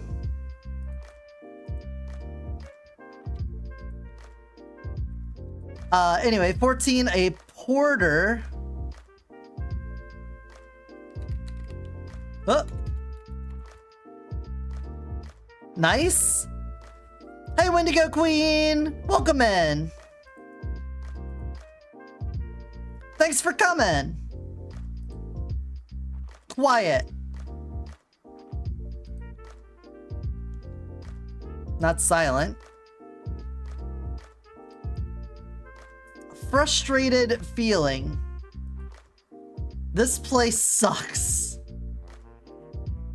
You're buying sillies? What's a silly that you're buying?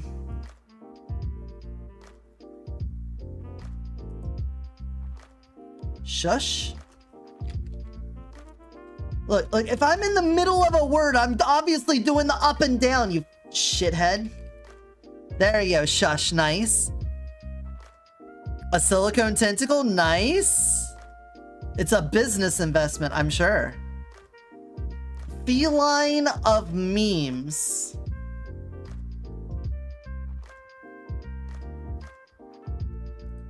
Grumpy cat, grumpy cat. Grumpy cat, for sure. MIT AIDS. I'm gonna be one of those girls who just has a whole collection. We love those kinds of girls. Prepares vegetables. Ice cream brand. Is that like dryer?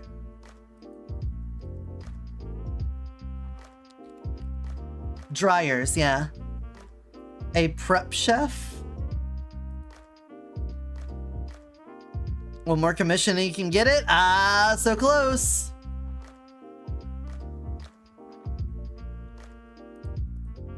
Sunny share. Share.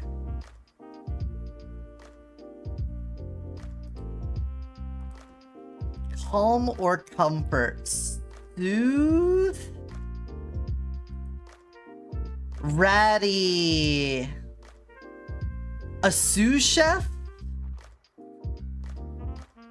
But it's down. It's this.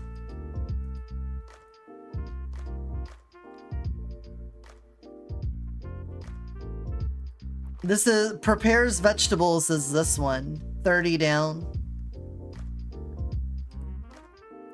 Common contraction there.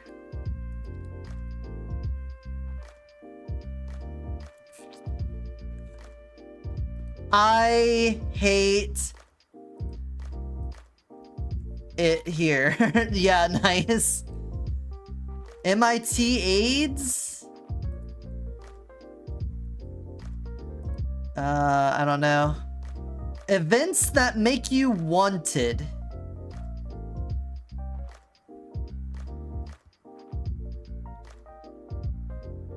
Wait. Dicer. No. Okay, never mind. Sorry. A crime. Come on, you gotta like crime sprees. There we go. Nicely done. What was this? Carson Dahlia's total request life. Pins inferior.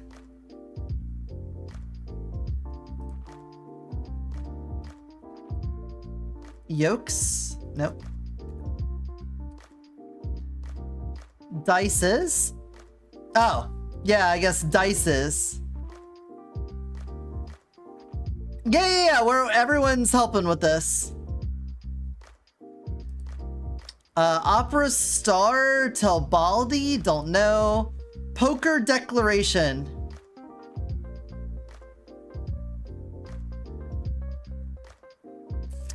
Oh, the pin's inferior is the sword and yoked.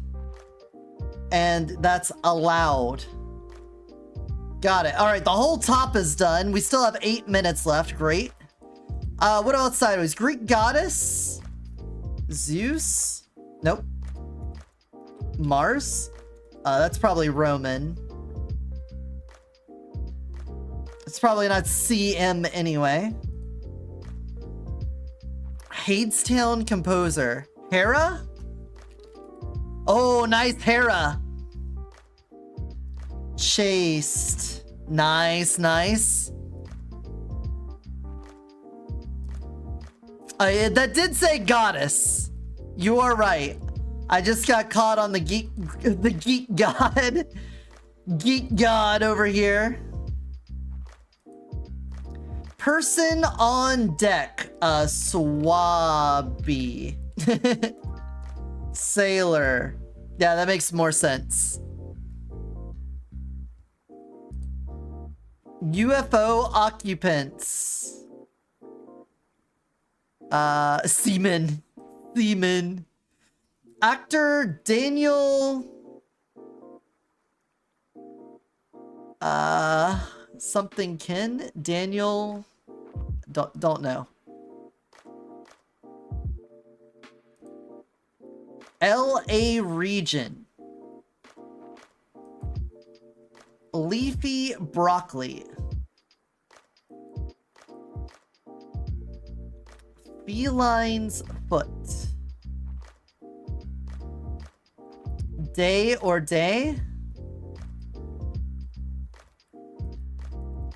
Day. Thank you. Paw pad? Paw pads? Nah.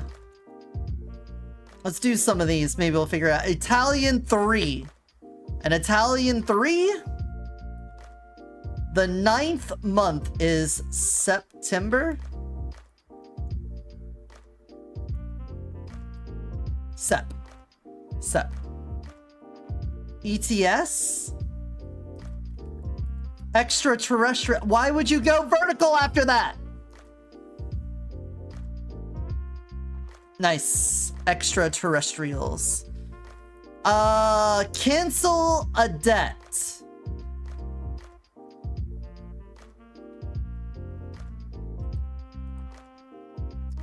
Shoulder to shoulder. Headless Horseman's Hangout. That is Sleepy Hollow.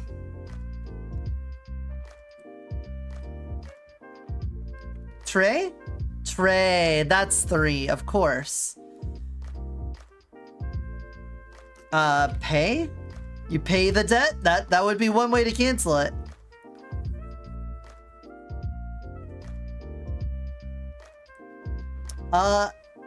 Let's start up here. Product of mining. Not top or bot. Mid? Belt for waist scarf? Well, it is, it ends in an H. It ends in H. We know that much. Jungler? Yeah, not top or bot. It must be a jungler. Without a pause. Deny support for. Sash? Ooh, sash, yeah. 50 down. Robe? No. Leafy broccoli. What is... Oh, rabe, sorry. I can read.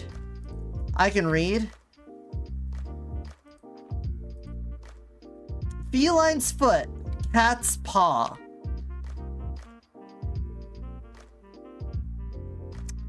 We figured it out. Shoulder to shoulder. A breast?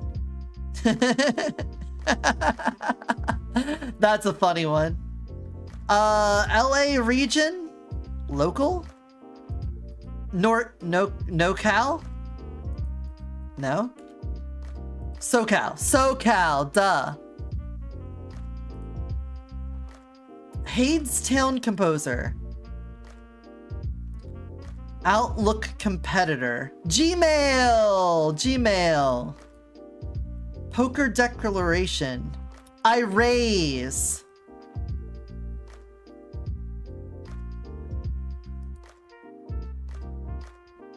Yeah.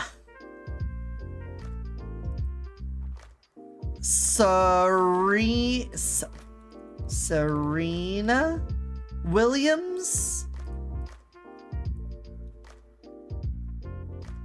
New to is inexperienced. Anais. Renata and Anais. Okay. Small iPods is Nano. No. Scratch or Nick. Short skirt. A mini.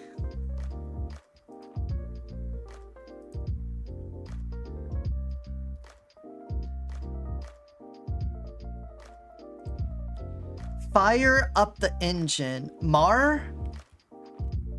Nice, Mar, yeah. Mineral.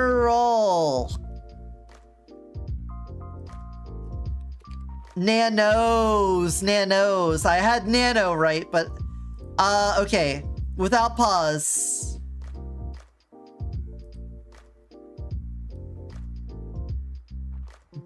Allow? No.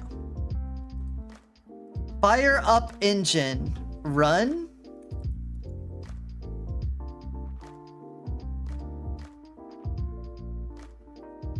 Innovate? Some time passed. An age? No, and rev up an engine, yeah. Ago? Yo! Disavow. You're right. Hell yeah! Great job, guys. We still had time on the clock too. Nicely done.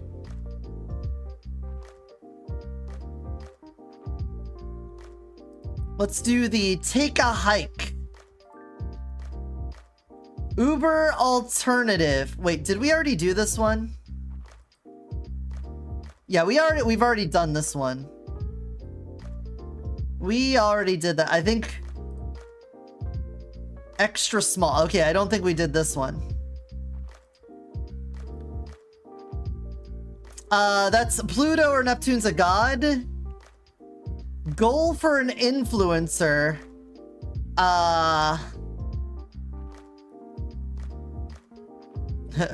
Cash. Fame? Oh, nice. Get on the same page. Okay, let's go vertical. Stairs shamelessly. Gawks? Yes. Resident of Muscat. Yeah, likes would have been acceptable too. Am I the only one? They may close fancy letters. What?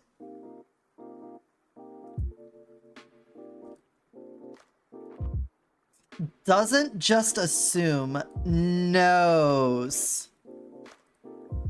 Mathematical function that resembles a wave. That is sine. Mason Dixon.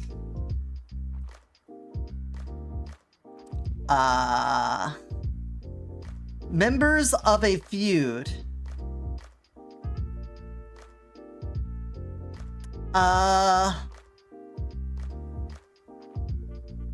Don't know. Moisture in a dry sauna. Don't know. Pablo Neruda Creations. Omani? Ah, it's an Omani.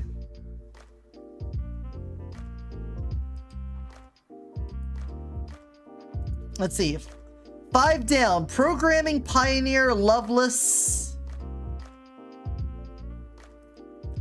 Name of 2 Spice Girls. I don't know Spice Girls. I don't know their names. County in England or New Jersey.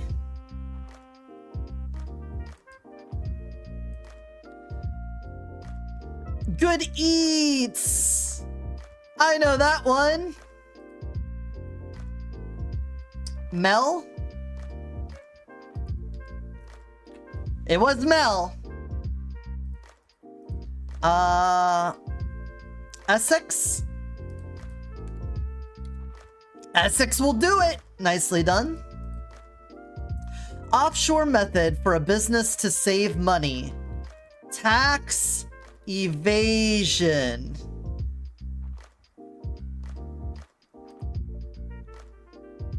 How is that not it? How is that not it? Killer in Antony and Cleopatra.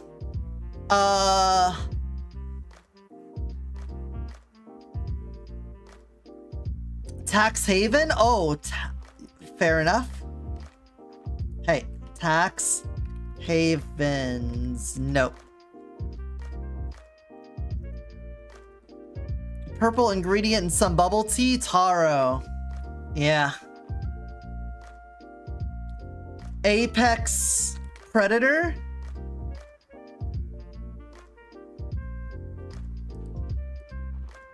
Peeled with a knife.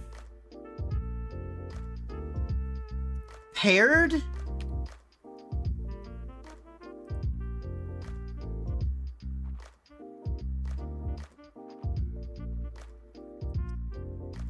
Okay, let's come up here.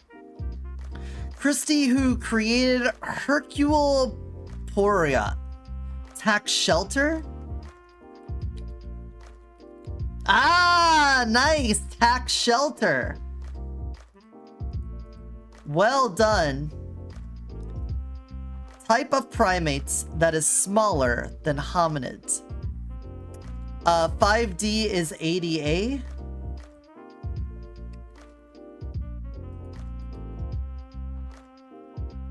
Odes?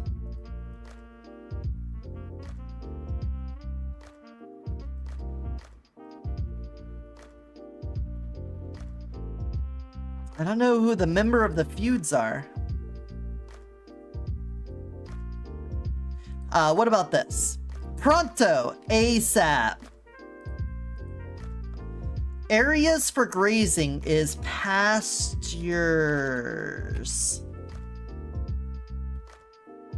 Okay, now, moisture in a dry sauna is sweat. Wax seals and photos. Oh, it all came together. Agatha? Nice, Agatha. Get on the same page. Helpful connections. Bookstore choices. State.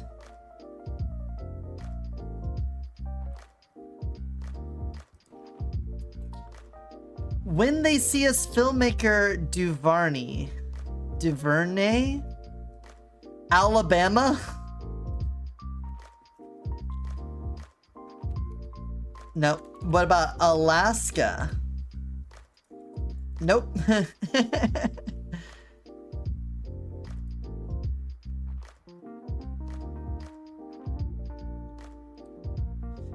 Piece of info on a tax form. Basic part, Foxtrot. No, what? How is it not Foxtrot? That's gotta be Foxtrot. Where one may sit after genuflecting. What?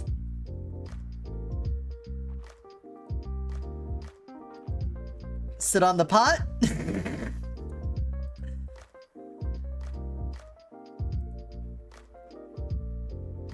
Black, the Avengers character. Widow.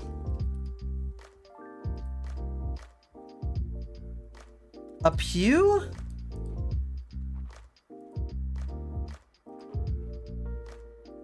Hereditary director. I don't know directors. For example, you're telling me start again with a new state. Renew? Nope. Flow back. Graham cracker treats. S'mores?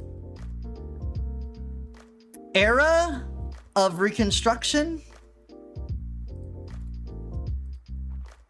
Yeah, Ari? Nicely done. Reset? Oh, no.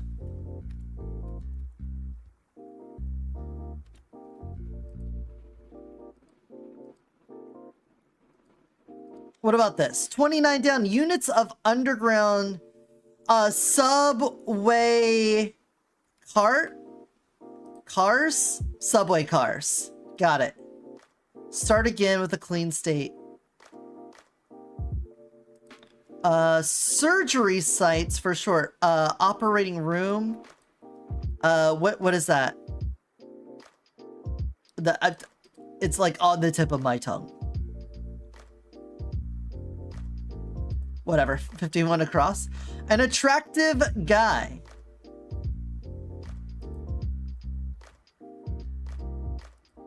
Oh wait, no, this is across.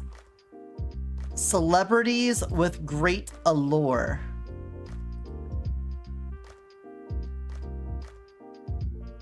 Operating rooms? Yes.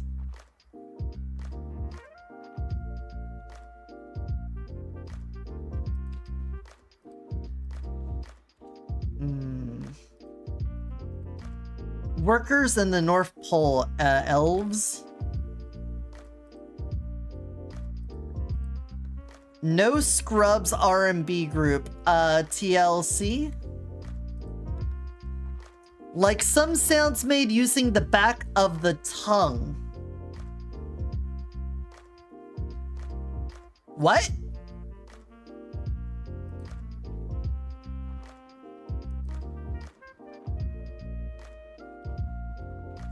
Long for children's doctor Seuss.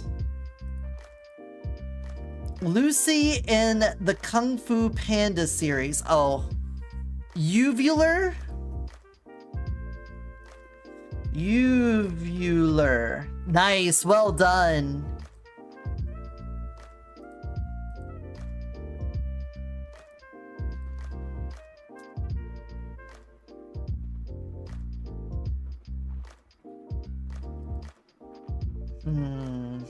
All right, let's go over here. Post-humanist release.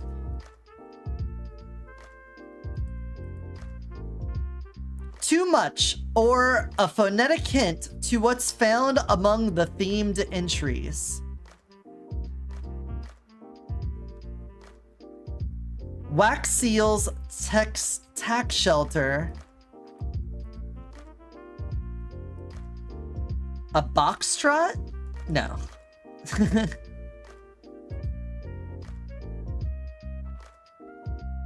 Part of a comet. The tail? Team in an ambulance, for short. Box step? Ah, step. Box step! Nice, well done.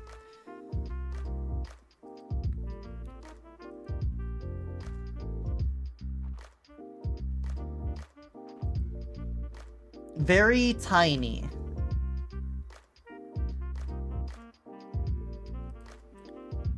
Team in an ambulance. Some of you who will remain EMTS. Nice. Itty. No? Nameless. Nice.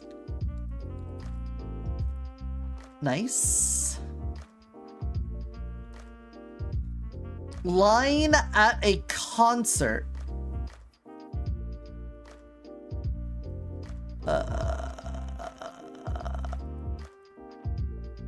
Scooby-Doo's breed? I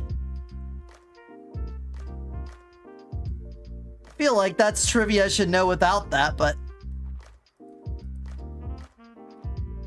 Audacity. Alpha Centauri. E.g. Alpha Centauri is a galaxy, right? I don't know.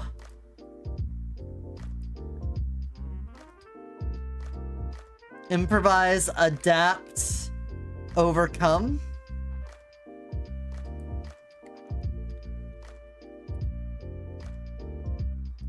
This has to be an S for apes, right? Long time error of Conan, TBS. Faux star. So wait, Alpha Centauri is a star, not a galaxy. You're right. Faux pas. Capture.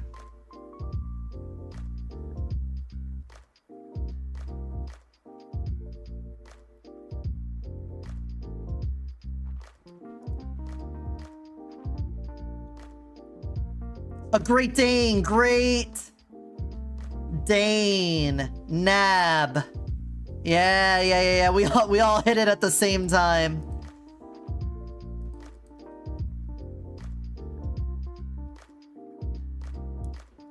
Get on the same page.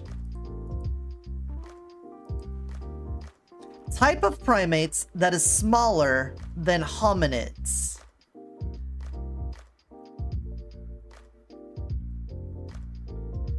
Let's get some of this down here. Sauce with bolognese variety. No, an ad. A line? Ooh, a line. Nice.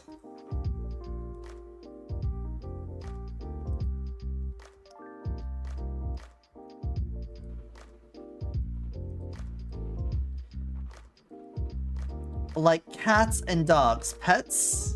Nope. Took a turn in Wheel of Fortune. Rain? Oh! No. Oh, that's a nice idea. Raining cats and dogs? Yeah. I see what you're putting together there. Spin? Ah. No. You guys got some great guesses here. Cause of a phone ding. 52 Viper?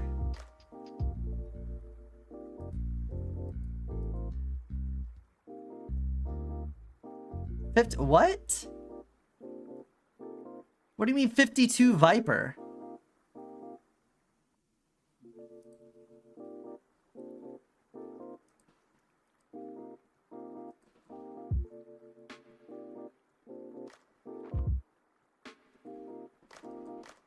The Kung Fu Panda one? Where's the Kung Fu Panda one? It's not 52.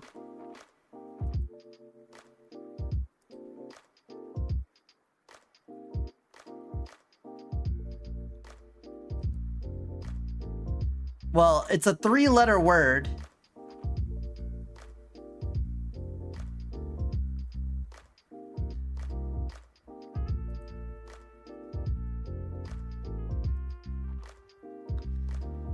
Oh no. The ad runs for 3 minutes and we have 3 minutes left. Bird in the outback. An emu? Okay, I got emu. Time out.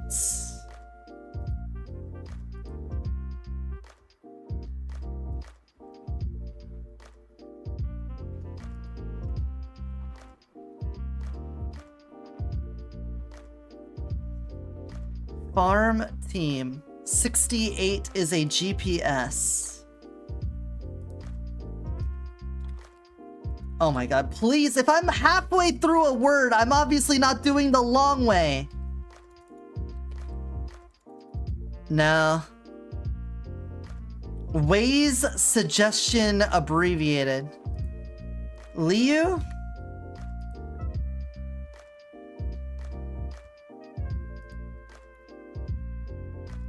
Poor example.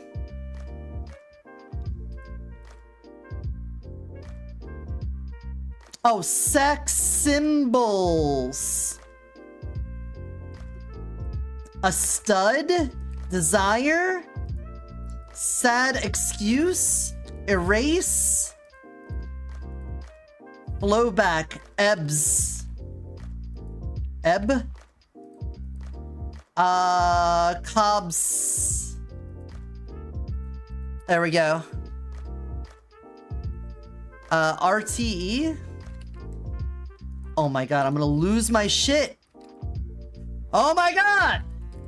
There we go, RTE, you got it.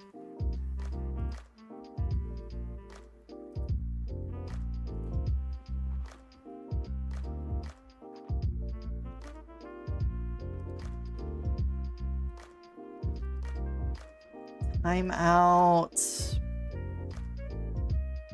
Obits? Oh, okay.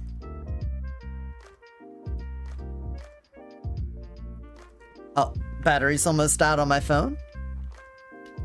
Get back in there. Get charge. We got 1 minute left. What is it about bolognese? Sauce with a bolognese variety. Cause of a phone ding. Zeal. What an underdog team might accomplish. It's a 4-letter word. Sauce with a bolognese variety.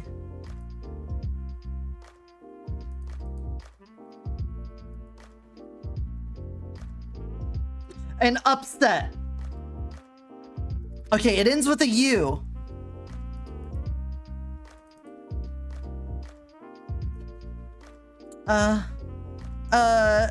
Ragu? Nice, ragu!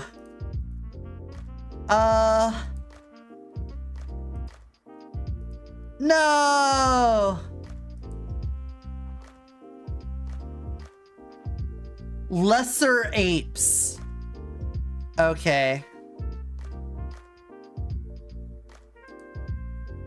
Helpful connections is ends. Audacity the nerve. Itsy! Not itty, itsy! Preparing for a bodybuilding competition, you oil up. Too much in excess? Timeout, nap, stretch there. A farm team? Oxen? Zeal, gusto. Pause of a phone ring. Alert! Okay, look. We tied the average. We did pretty good on that. We tied the average. Pricel.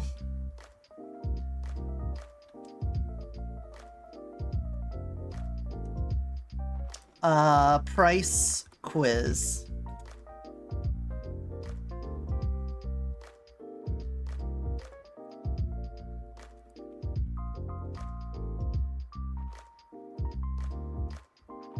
Is this what we're looking for? I was looking for Pricel. I thought it was Pricel.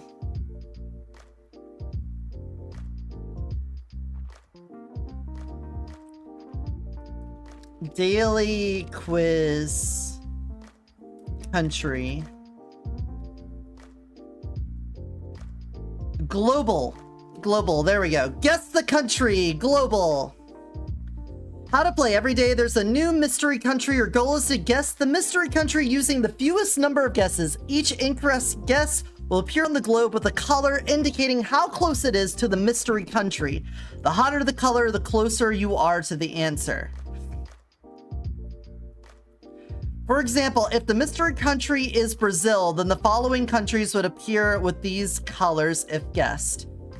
So if they're dark red, we're close to it. So where should we start? I feel like maybe saying Egypt.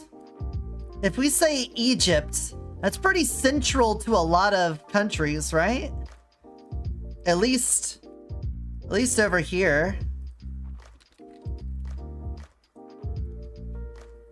All right, that's like the color you don't want to see.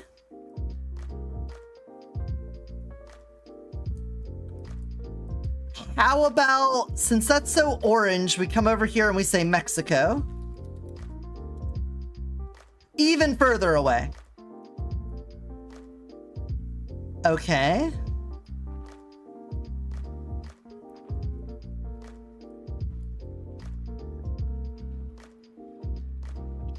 Egypt is 2,000 kilometers away. So probably on the perimeter of this circle. But we also know it's far away from you.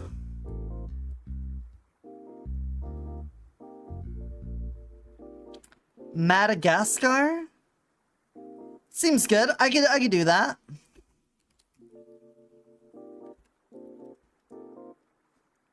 No, Madagascar is just as far away as Mexico. So we're looking up here. Hey. Why did I lose control of the globe? Yeah, I'm feeling like it's got to be something up here. Iceland? Why can't I control... Oh, we can also see the direction.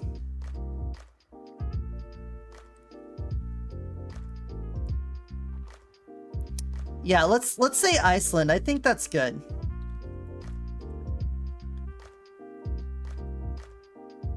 It's south of Iceland. Dude, why can't I move the globe anymore?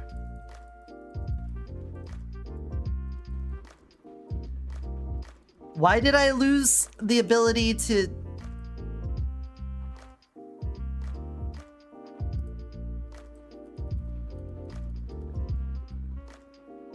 Can we, if we refresh, I think it restarts it. Like, we can just imagine the world in our mind, right? So, it is 3,000 kilometers south of Iceland.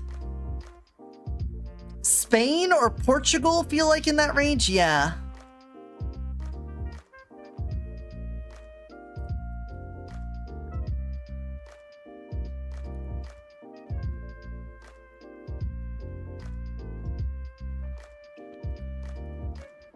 Would this appear as northwest? Like, would it be... What is, Yeah, it seems like everyone's thinking Portugal or Spain, but I think it's gonna be here. What is the fucking super rich place? It's like right here. I know it. You know, let's throw Portugal in there.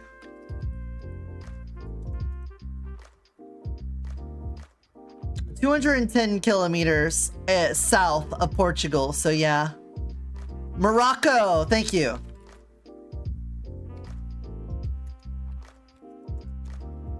Morocco. There we go. I don't know why we lost control of the globe at some point. That's not too bad. We probably could have gotten that faster if I noticed this.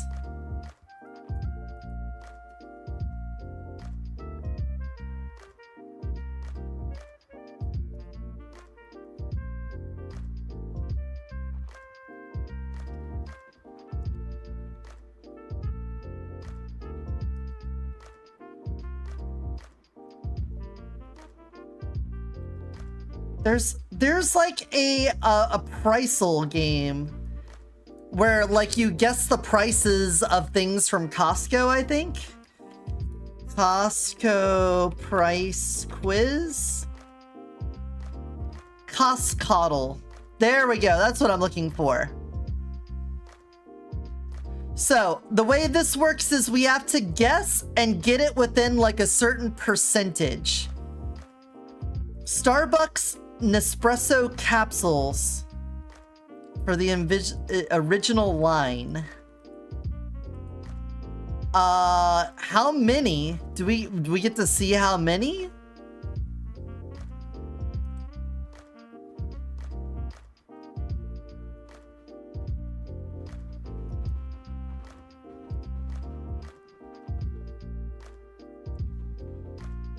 I feel like that's an important part of this, is knowing the volume of the thing that we're buying, right?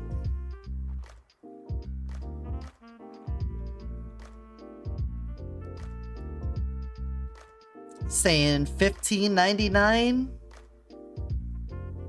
or $14.99. Much higher.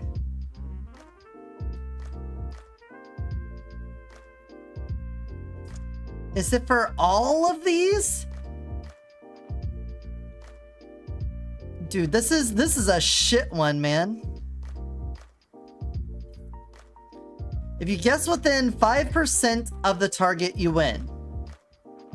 The first guess of $10 is low by more than 25% in this example.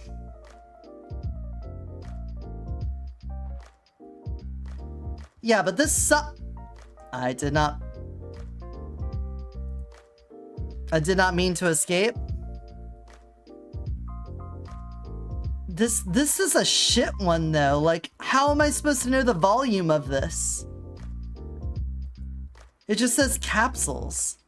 That sucks. Yeah, I'm gonna go big on this and go $39.99. Oh, it was $38.99. There we go. It was shown in the image? Where? It doesn't. This is the image. We're looking at it right now. But I can't like enhance.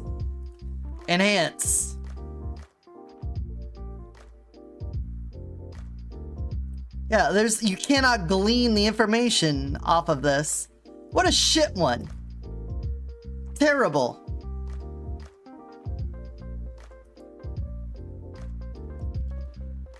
Daily quiz. Quiz of the day. What dish made from fish in a citrus marinade originates from Peru? Ceviche. It's gotta be ceviche.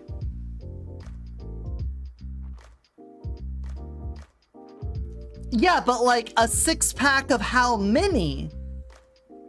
Just telling me it's a 6-pack, but like, is there only 4 in each pack? Or are there like 12 in each pack? Those looked like pretty big boxes. I still need to know how many's in a pack. What is the nickname of the South African national rugby union team? Dude, I have no fucking clue.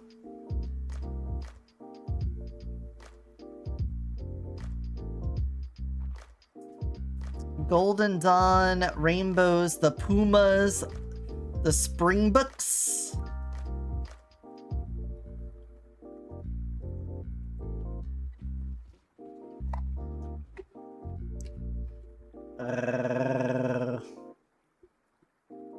It sounds funny. Let's go with that.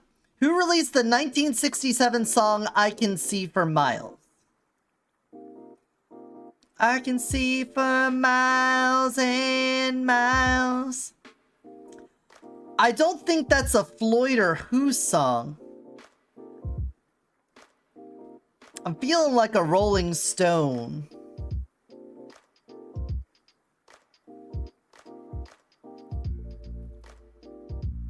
Which Shakespeare play is considered lost? I don't know, man. It's lost. How would I know? Motherfuckers don't know where it is. How am I supposed to know? Are you asking me so that we can find it? I was trying to answer trivia, not like, you know, do somebody's historical research.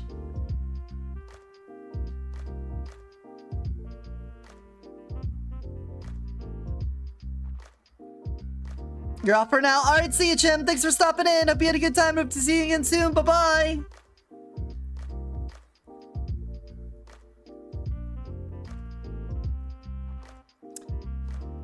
Hey.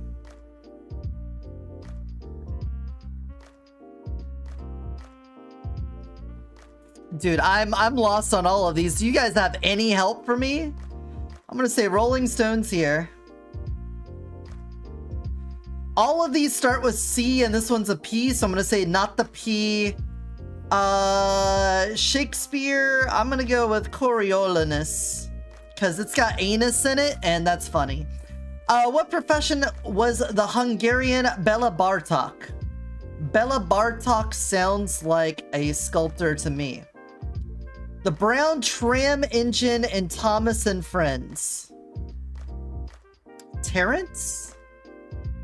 Which sea is the largest enclosed inland body of water on Earth? The Red Sea? It's Toby? Alright, we'll go Toby then.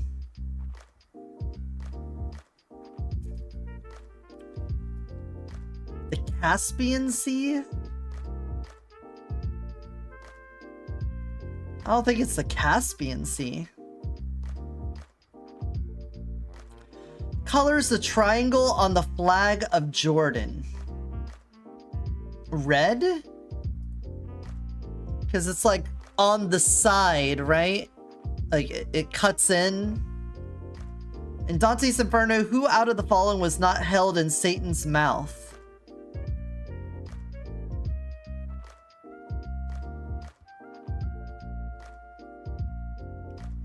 Anyone here familiar with Dante's Inferno? Because I sure don't. What does the S for in HTTP? Secure, yeah. In Dante's Inferno, who out of the following was not in Satan's mouth? I'm gonna say Judas, just because I wouldn't expect that to be the answer. Fuck! I know Cromwell. It was The Who. Cardenio. Sculptor. It was Toby. Nice job.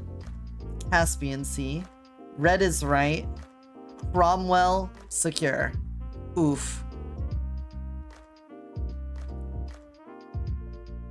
I don't know who Cromwell is, though.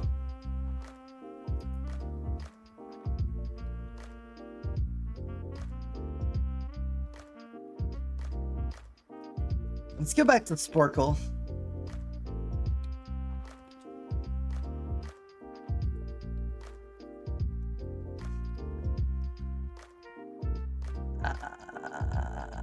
Categories.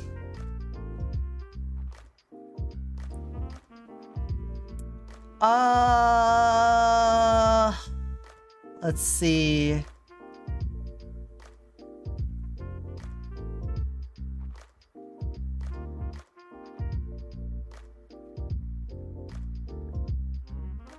Dude. Oh, original Pokemon. We could do the original Pokemon, right? Alright, so we've got Bulbasaur, Venusaur,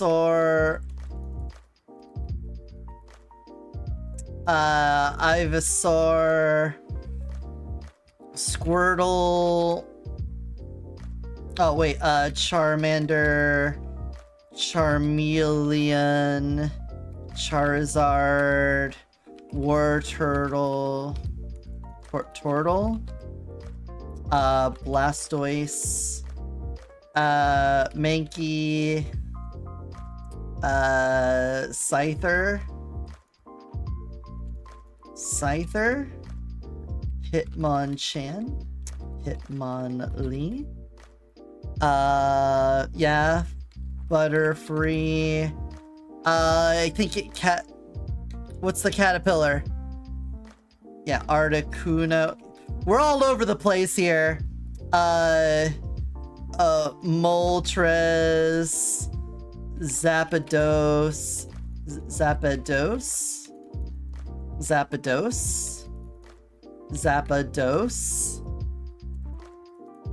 Caterpie,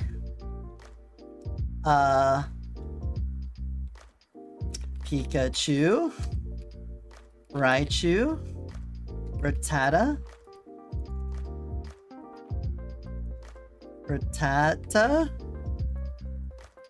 Metapod, Weedle, Beedrill, Pidgeot,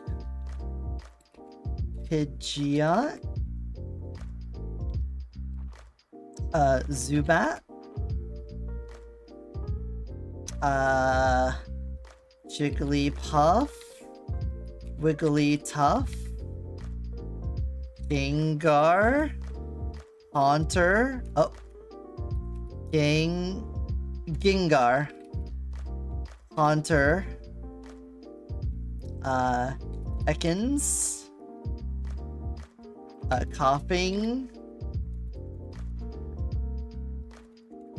Wheezing. How is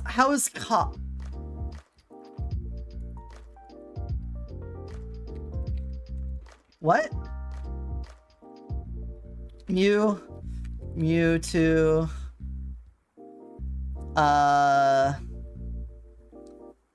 dude, there's so many. Mr. Mime,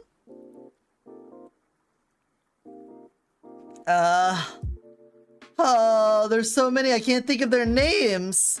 Zapdos. Oh, there wasn't Dragonite, Dragonair, Dratini. We've got Magikarp.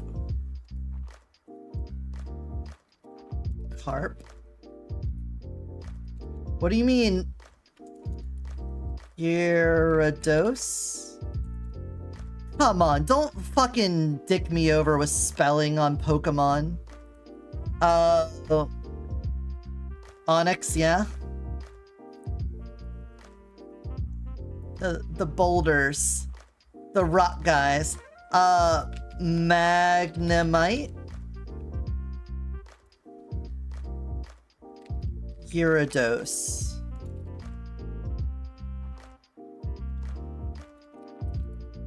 Thank you.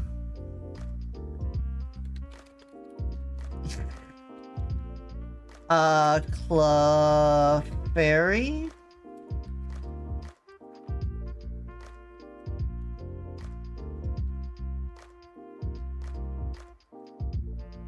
Dude, why are you being so strict on the spelling? You know what I'm trying to go for here. Champ. Tentacruel. Poliwhirl. Poliwag. What the fuck, dude? Porygon?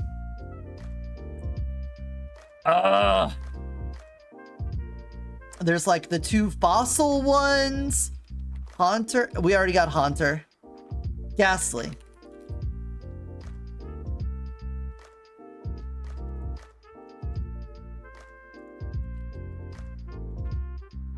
Without an H.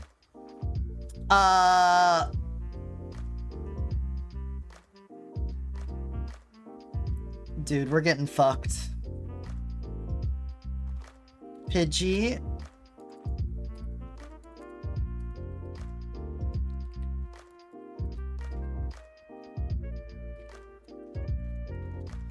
Voltorb. Electrode.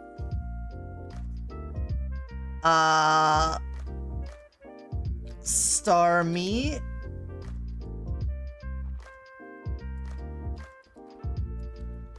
What do you... Starmie and what do you fucking want from me? Chansey? We already got Hitmonchan, Hitmonlee.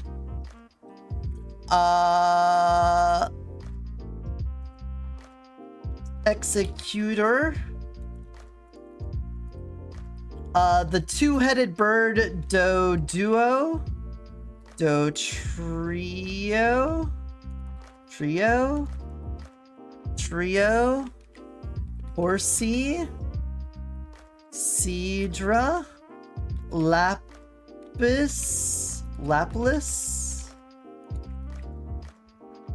Oh, Slowpoke. Slowking.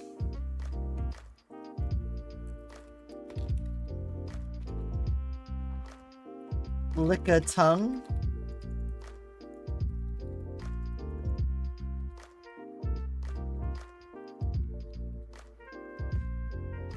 Yeah, Diglett.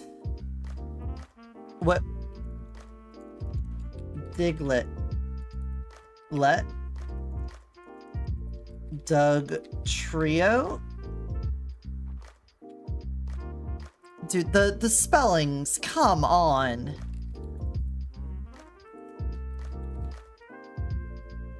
Diglett. Fuck me. Ponyta. Rapidash. Hypno. Those are all good. Alakazam.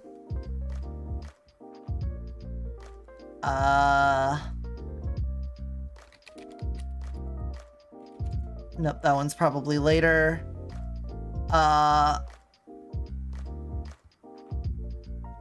Golbat.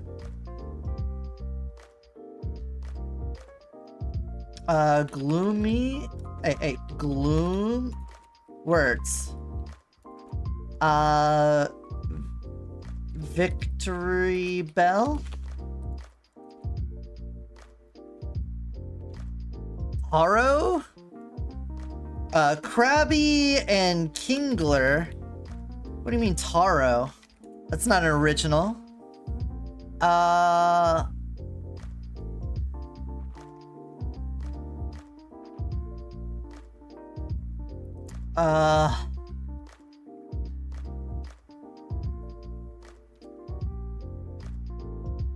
It's a bull? Tauros. Tauros, yeah. Nido Rat? Nido Queen? Nido King?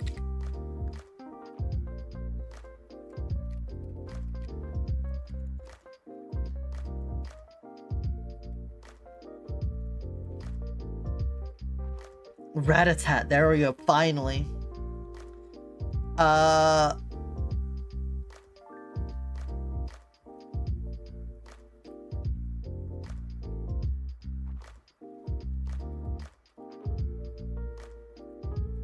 Omen Knight.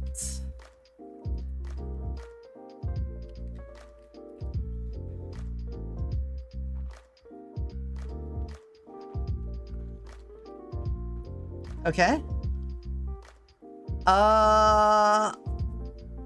Oh yeah, Kabuto. Kabutops.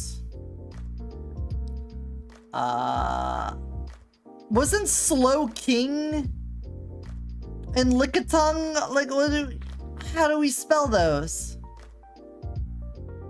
Oddish. Oddish Gloom something Aerodactyl. That's the other Ancient one. We almost have all the legendaries. We're missing one.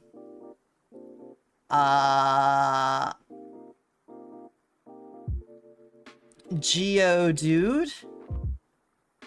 I can't remember the other three. Jinx. Yeah, Jinx. Ditto.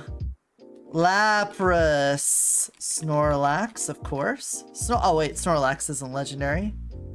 Muck.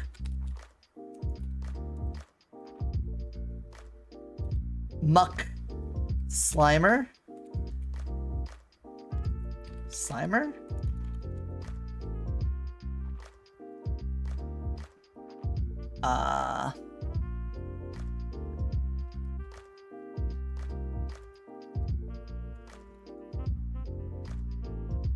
I don't understand the Dotrio. Shelter Cloister?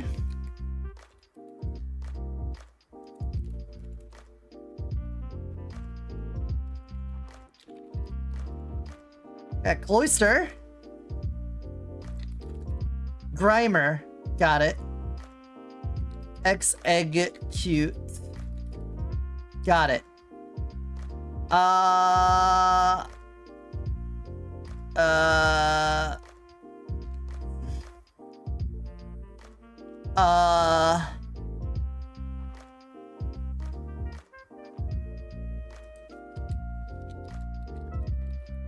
Nice. I didn't even remember there was an evolution of it. Electro Buzz. Did I already get that one?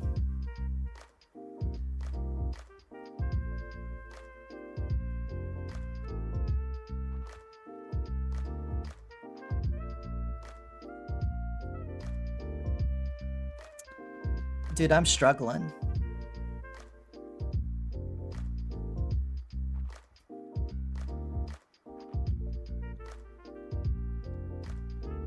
Dude, I am struggling.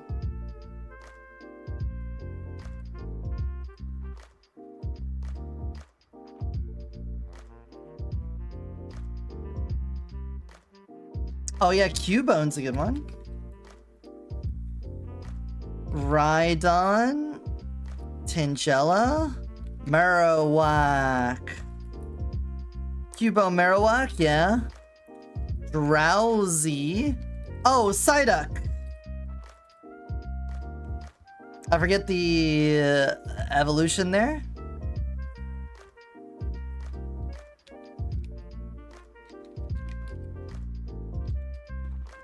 Kangaskhan.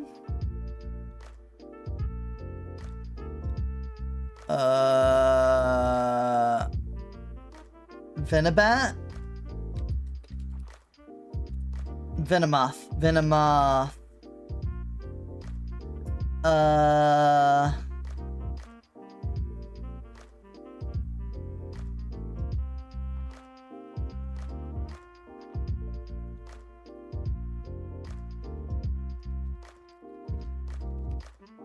Thank you. We got a minute left. I don't know. How do you spell coughing?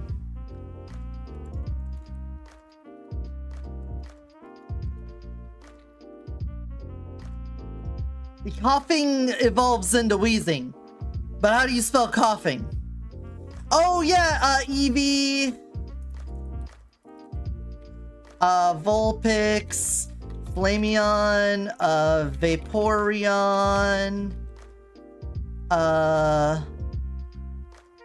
Coughing. Oh, fuck me. Ninetales. What were the other EVs?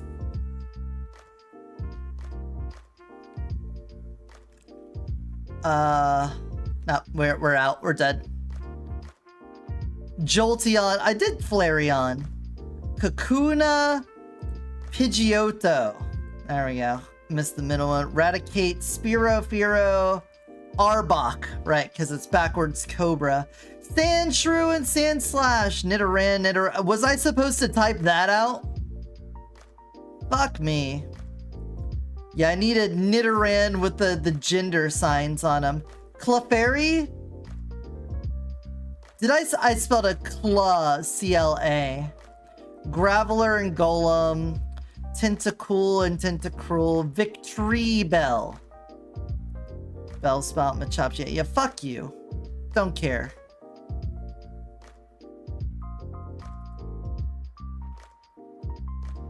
Isn't there like a daily guess video game? Gamedle. Based on its cover art. Shares same franchise, but not the same saga, franchise, and saga. Okay, this is where we're at.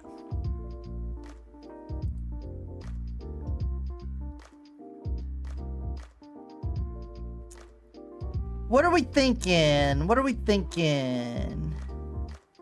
Look at the color scheme.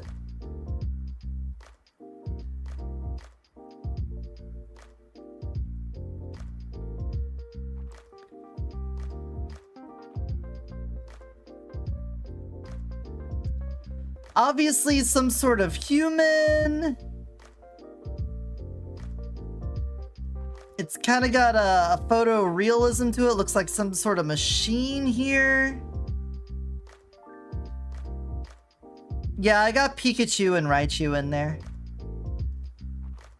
We've moved on. We're on to something else. Gets unhooked from the Pokemans. We got something else here.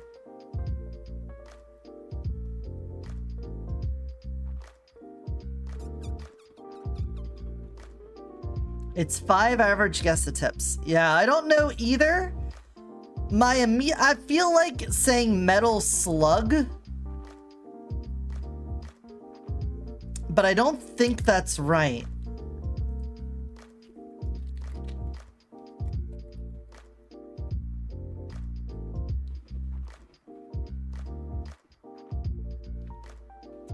Wrong franchise and saga. Well, I don't know this character at all, so I'm getting nothing out of this.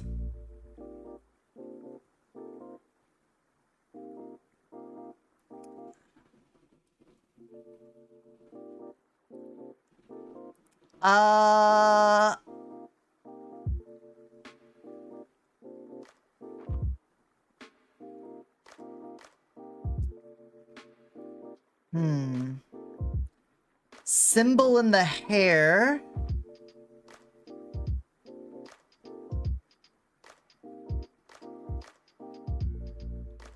I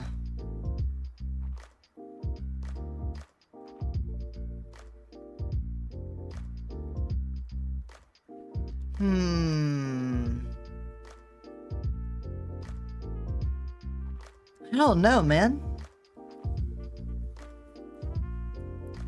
Also, does this mean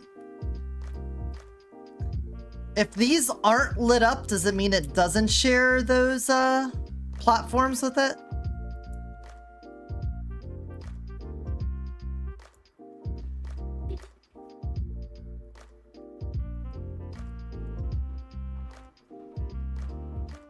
I don't know. I don't even know what to try to guess here.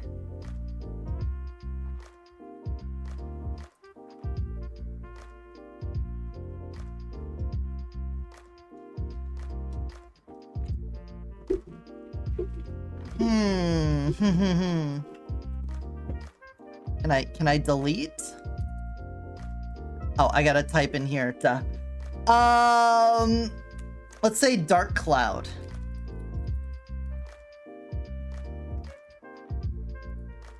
Give me more. Okay, here's something else. We got, like...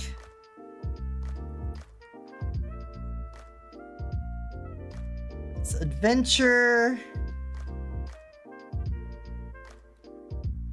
Why does that say PS4? Dark Cloud was like a PlayStation 1 game.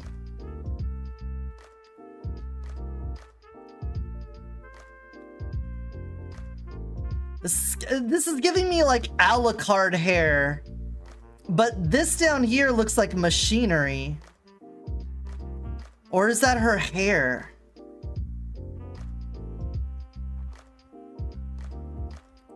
So let's say Castlevania.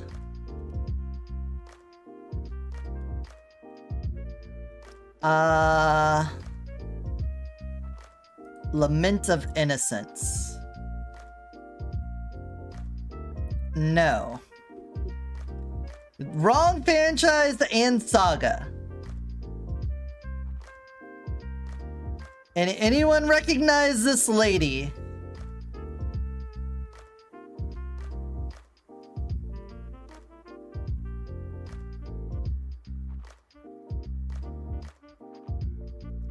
Anybody? Anybody? I'm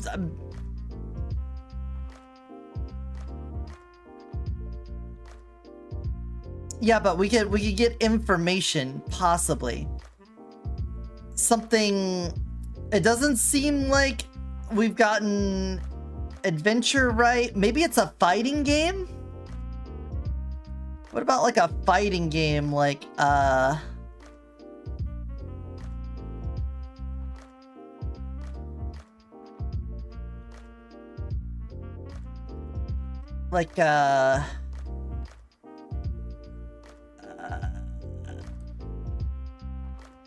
Fatal Fury. Law. Anyone know what law? This does look like a whip. I feel like the Castlevania thing was...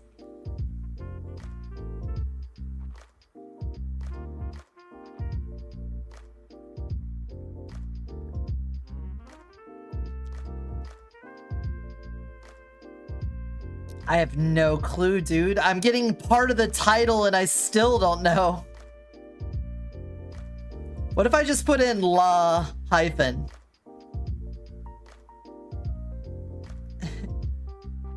That seems like a way to do it. La Mulana?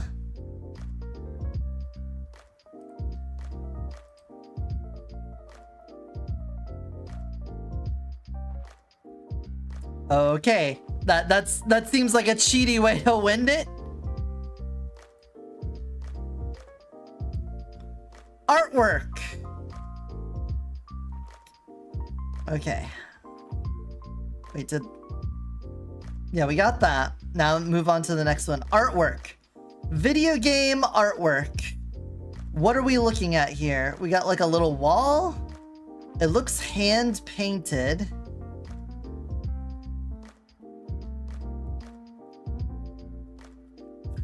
Hand painted this. Damn, why do I have 4?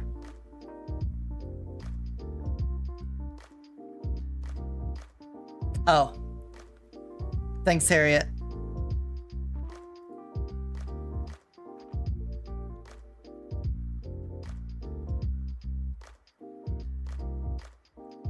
Thanks, Dragoons.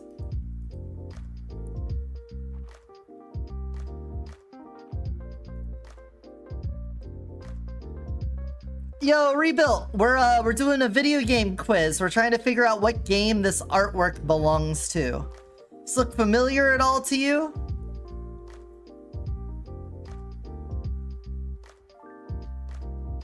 I'm just gonna say Octopath Traveler. Oh, cool. Thanks. Thanks for showing me this.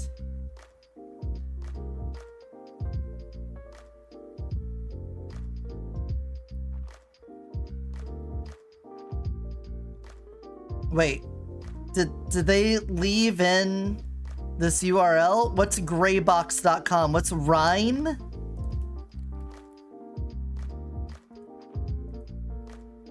They left the URL to the game in the picture. They left this down here and it says the name of the game in it. Well, apparently it was rhyme. So, wait, did I not get this right?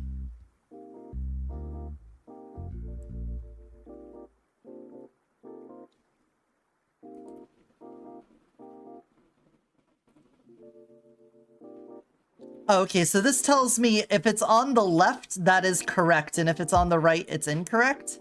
So this is La Mulana New? Oh, 2. There is a big 2 in the background. I don't know what that is, but fuck you. Alright, how to play. I try to guess the video game character in less than 4 attempts. Does anyone recognize this arm?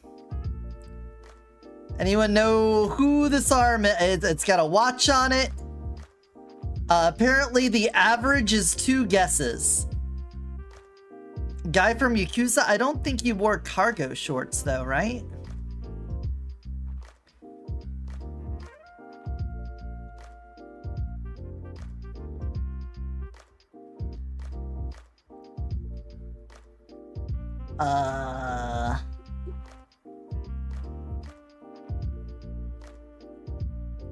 Could it be Nathan Drake? A GTA guy? A GTA guy makes sense. Like Trevor.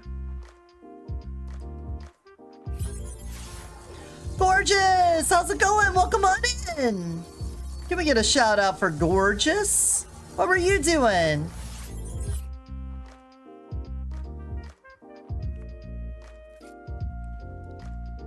You're doing Baldur's Gate 3? How was that? Were you having a good time? Were the dice in your favor? Going with me.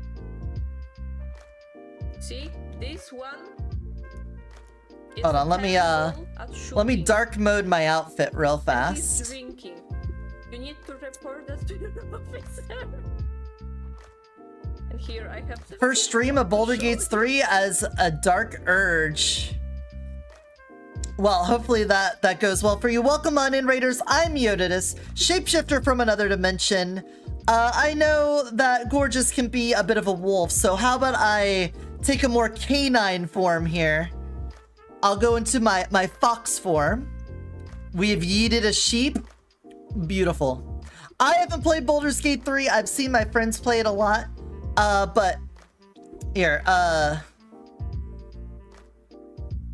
we're doing Game Duel. We're trying to figure out what character this is, what video game character. I was about to guess Nathan Drake. We're obviously looking at a human here with like modern looking apparel, but I don't know for sure.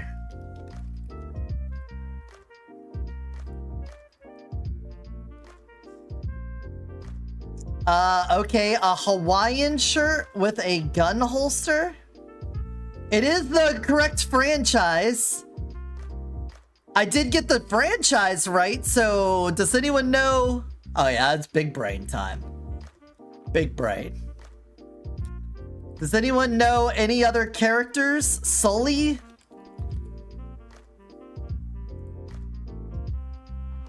But it doesn't look old enough, right? Whatever. It is Sully! Hell yeah! I never played them either, but they've been such a cultural staple. Okay, keywords. Try to guess the video game in less than 6 attempts. To try to guess the game based on the clues presented to you in the form of phrases or words, emojis, or even pixelated cover art. Try to combine all this information to decipher which game is hidden behind the clues. Det Mine Caves Truck.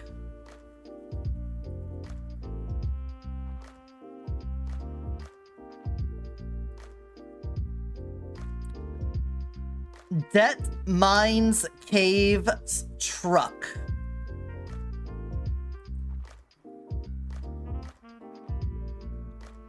What are we thinking here?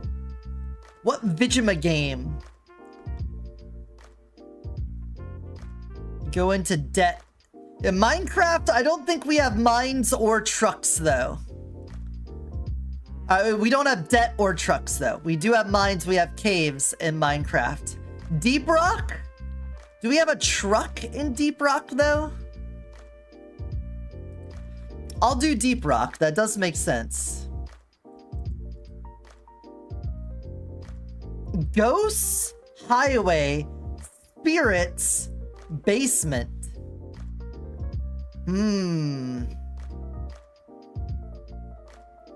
Wishing you a great stream. I'll be lurking because I didn't eat all day. Yeah, go get yourself something to eat. Thanks so much for the raid. We'll see you again. Take it easy. Ghosts and spirits. That's kind of mean to get both of those. Debt, mine, caves, truck. Yeah, I'm pretty lost too.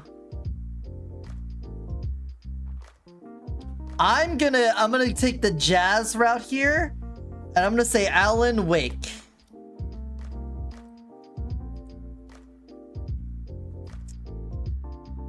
Delivery, bluegrass, interludes, bureaucracy. Deadly premonition?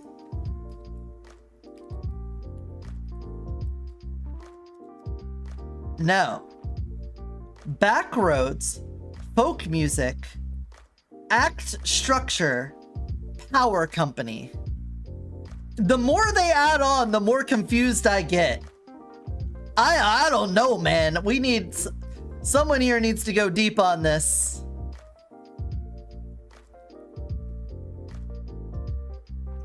Most people get it on this guest. It is an indie adventure game, though.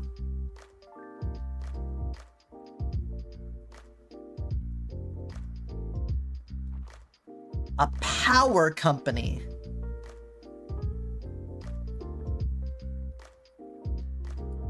Folk music. Bluegrass. Interludes.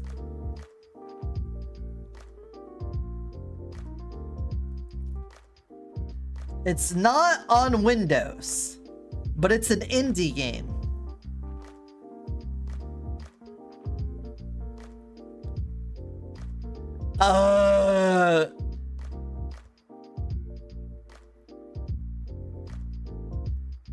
Debt. Power company? What the fuck, dude?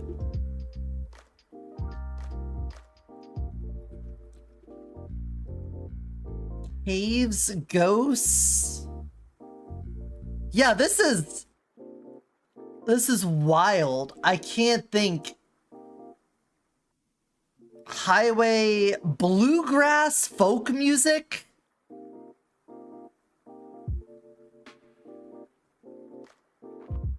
Like, some of this makes me think Last of Us. Some of this makes me think, like, what about Mud Runner?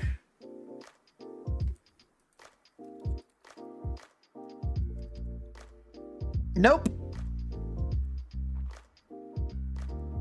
Rural America, text dialogue, surreal scenes, magical realism.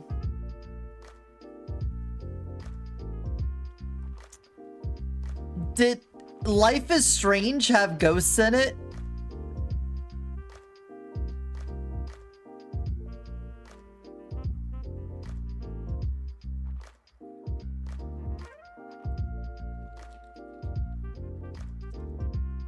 Oh, you're right! Kentucky Route Zero. Never heard of it before, but you got it. I have no idea what this is.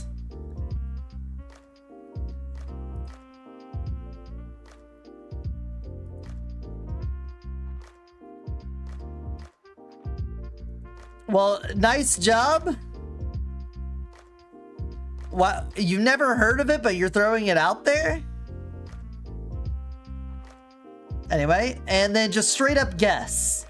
All right, we get a lot of guesses on this, but we get a lot of information. So we're gonna get release date, and we get a lot of clues on this. So what do we want to say? I'm gonna say Half-Life as our baseline. So it's later than 1998. It is a first-person game.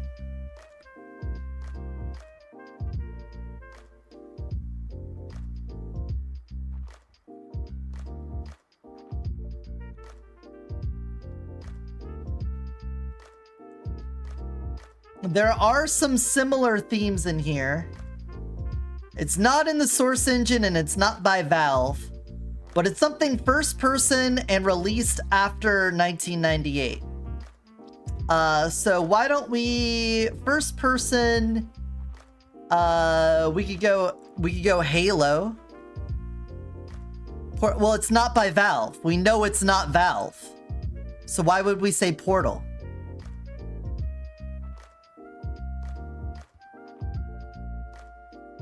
It's red. It is not Valve. I'm gonna say Halo. Let's go with Halo 3.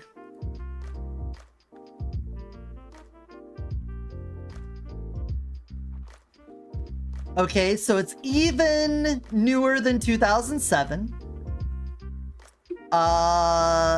Definitely not Bungie, Xbox, Microsoft Studios.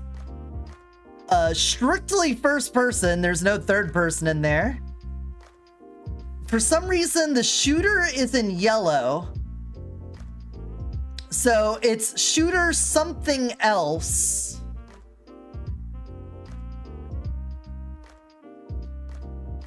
Maybe, what if we did Metroid Prime 4? Because that's very recent and it's a shooter. No, because you third person for the morph ball. What's something you stay in first person the whole time?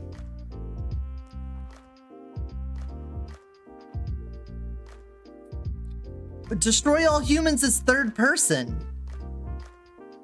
You're outside of, you're in third person looking at the alien.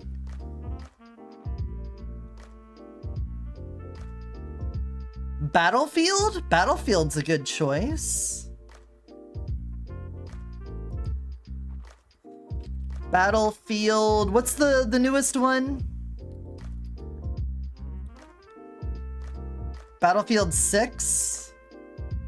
Is 6 the newest one?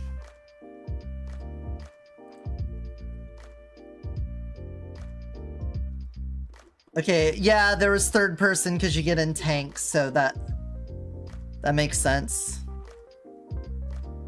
Well, it's not by Frostbite, and it's not by EA.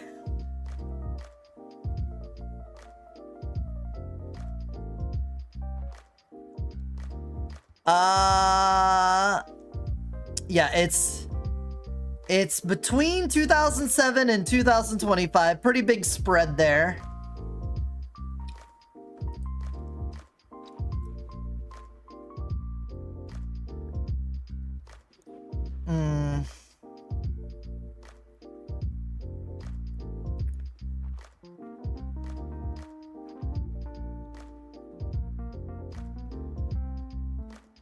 Let's,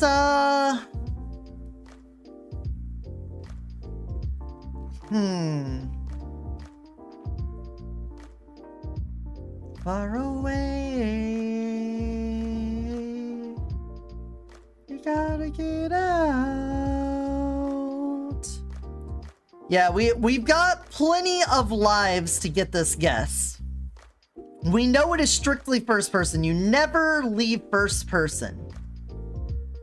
So that's the only thing we're locked in on, is a game where you are strictly and always first person.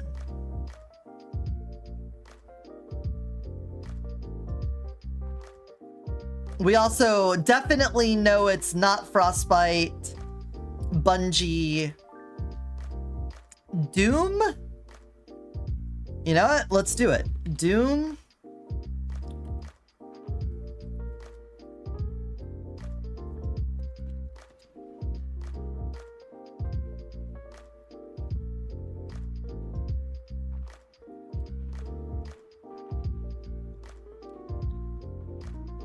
Okay, it is id first person Bethesda. It did release on all of these. Doom Eternal?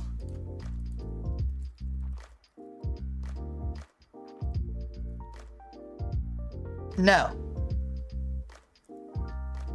Starfield?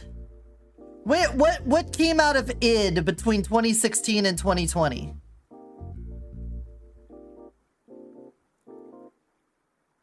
Well, this did say wrong franchise. We should have noticed that. What did id do?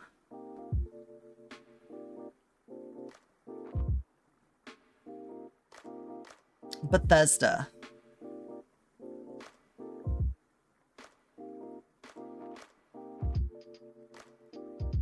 Oh, thank you. Thank you for the slime, Mitsuka.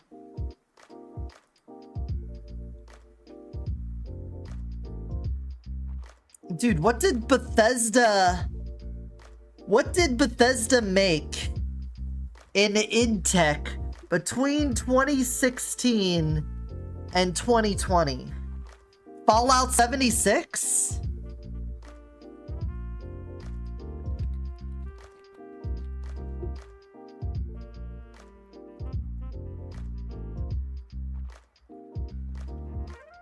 Okay, between 2016 and 2018. Oh, that was a different engine, apparently.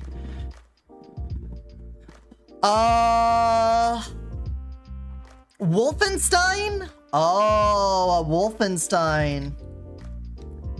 Which one, though? Old Blood?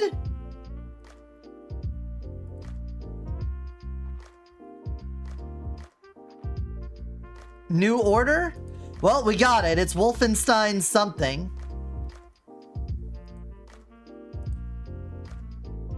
No.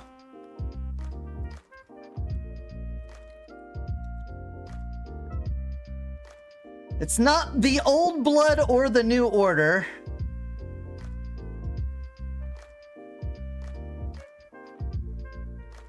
It is Wolfenstein.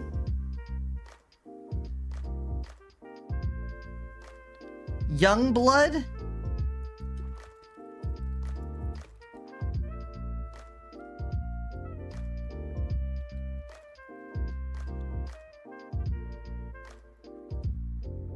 There we go, the new Colossus. Ooh, barely made it in on that one.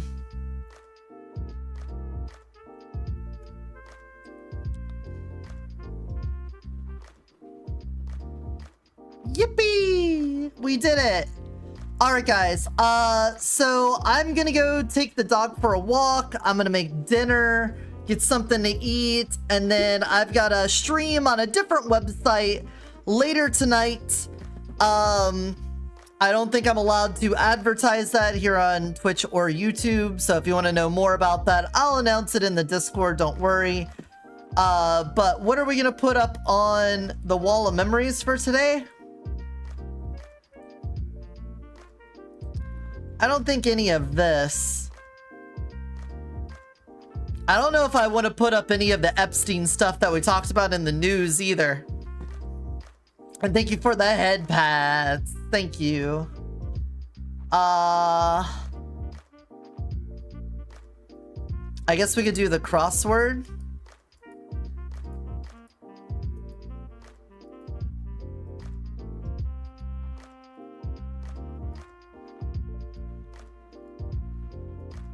Take me back. Take me back.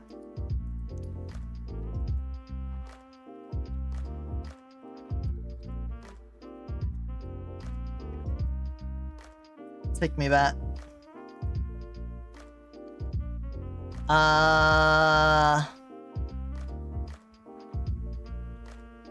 Where did it go? Where did crosswords go?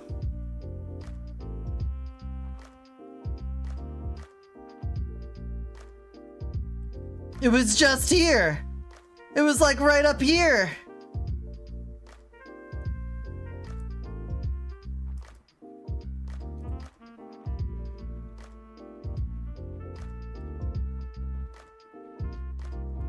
Crossword.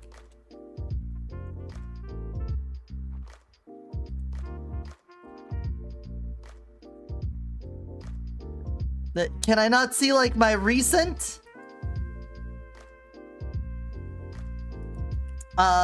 Small things crossword. Dude. Okay, here's the fix for it. We go to YouTube.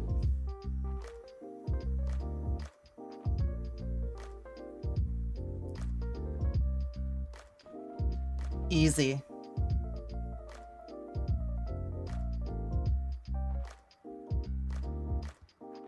No. The one that we solved. We solved one in its entirety. There we go.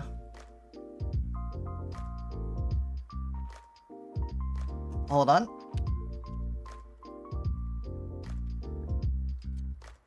No, get my mouse off of that.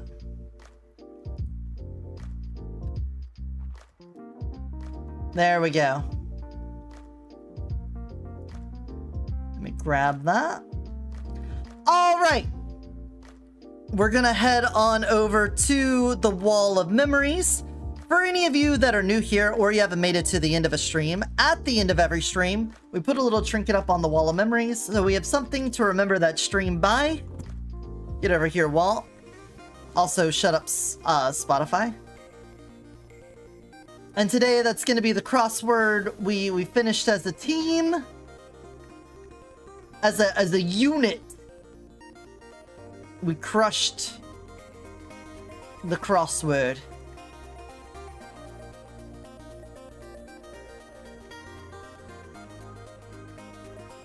No, don't go back to Destiny, Itsuka. It's no good for you. It's no good for you. You can find someone better.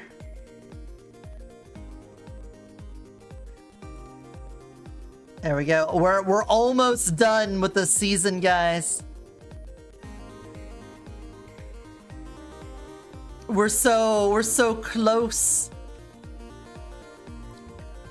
All right, I'm going to export this so the screen will go black, but do not fret, do not worry, the screen will come back.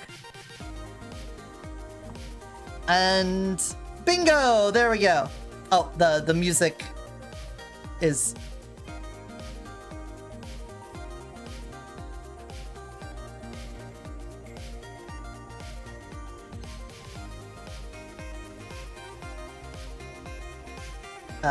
yeah. There.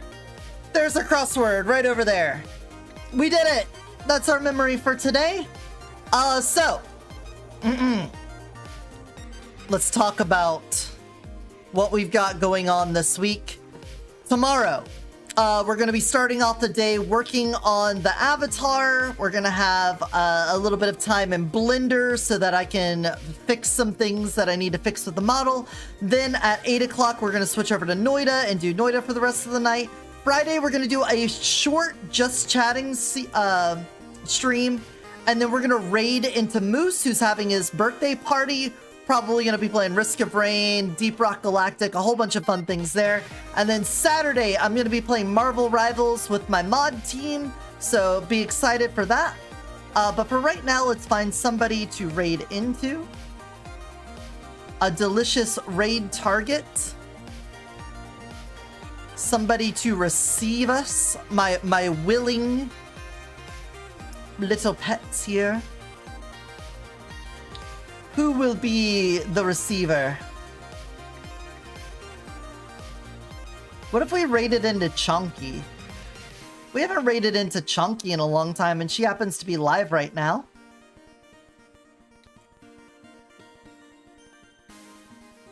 Alright, let's go over to Chunky Lotus. She is a giant dragon cat. She's doing some VR chat stuff right now. She's also Duolingo English and Spanish, so you got yourself covered there. She's adorable. Make her do pop cat sounds. And we'll see you all tomorrow when we do some art. And until then, remember to take care of yourselves and take care of those around you. Bye-bye. Bye, everyone. Bye-bye.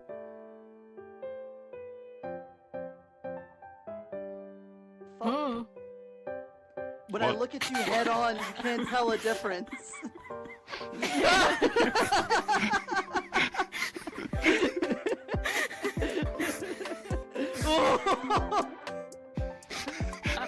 How horrifying. I mean,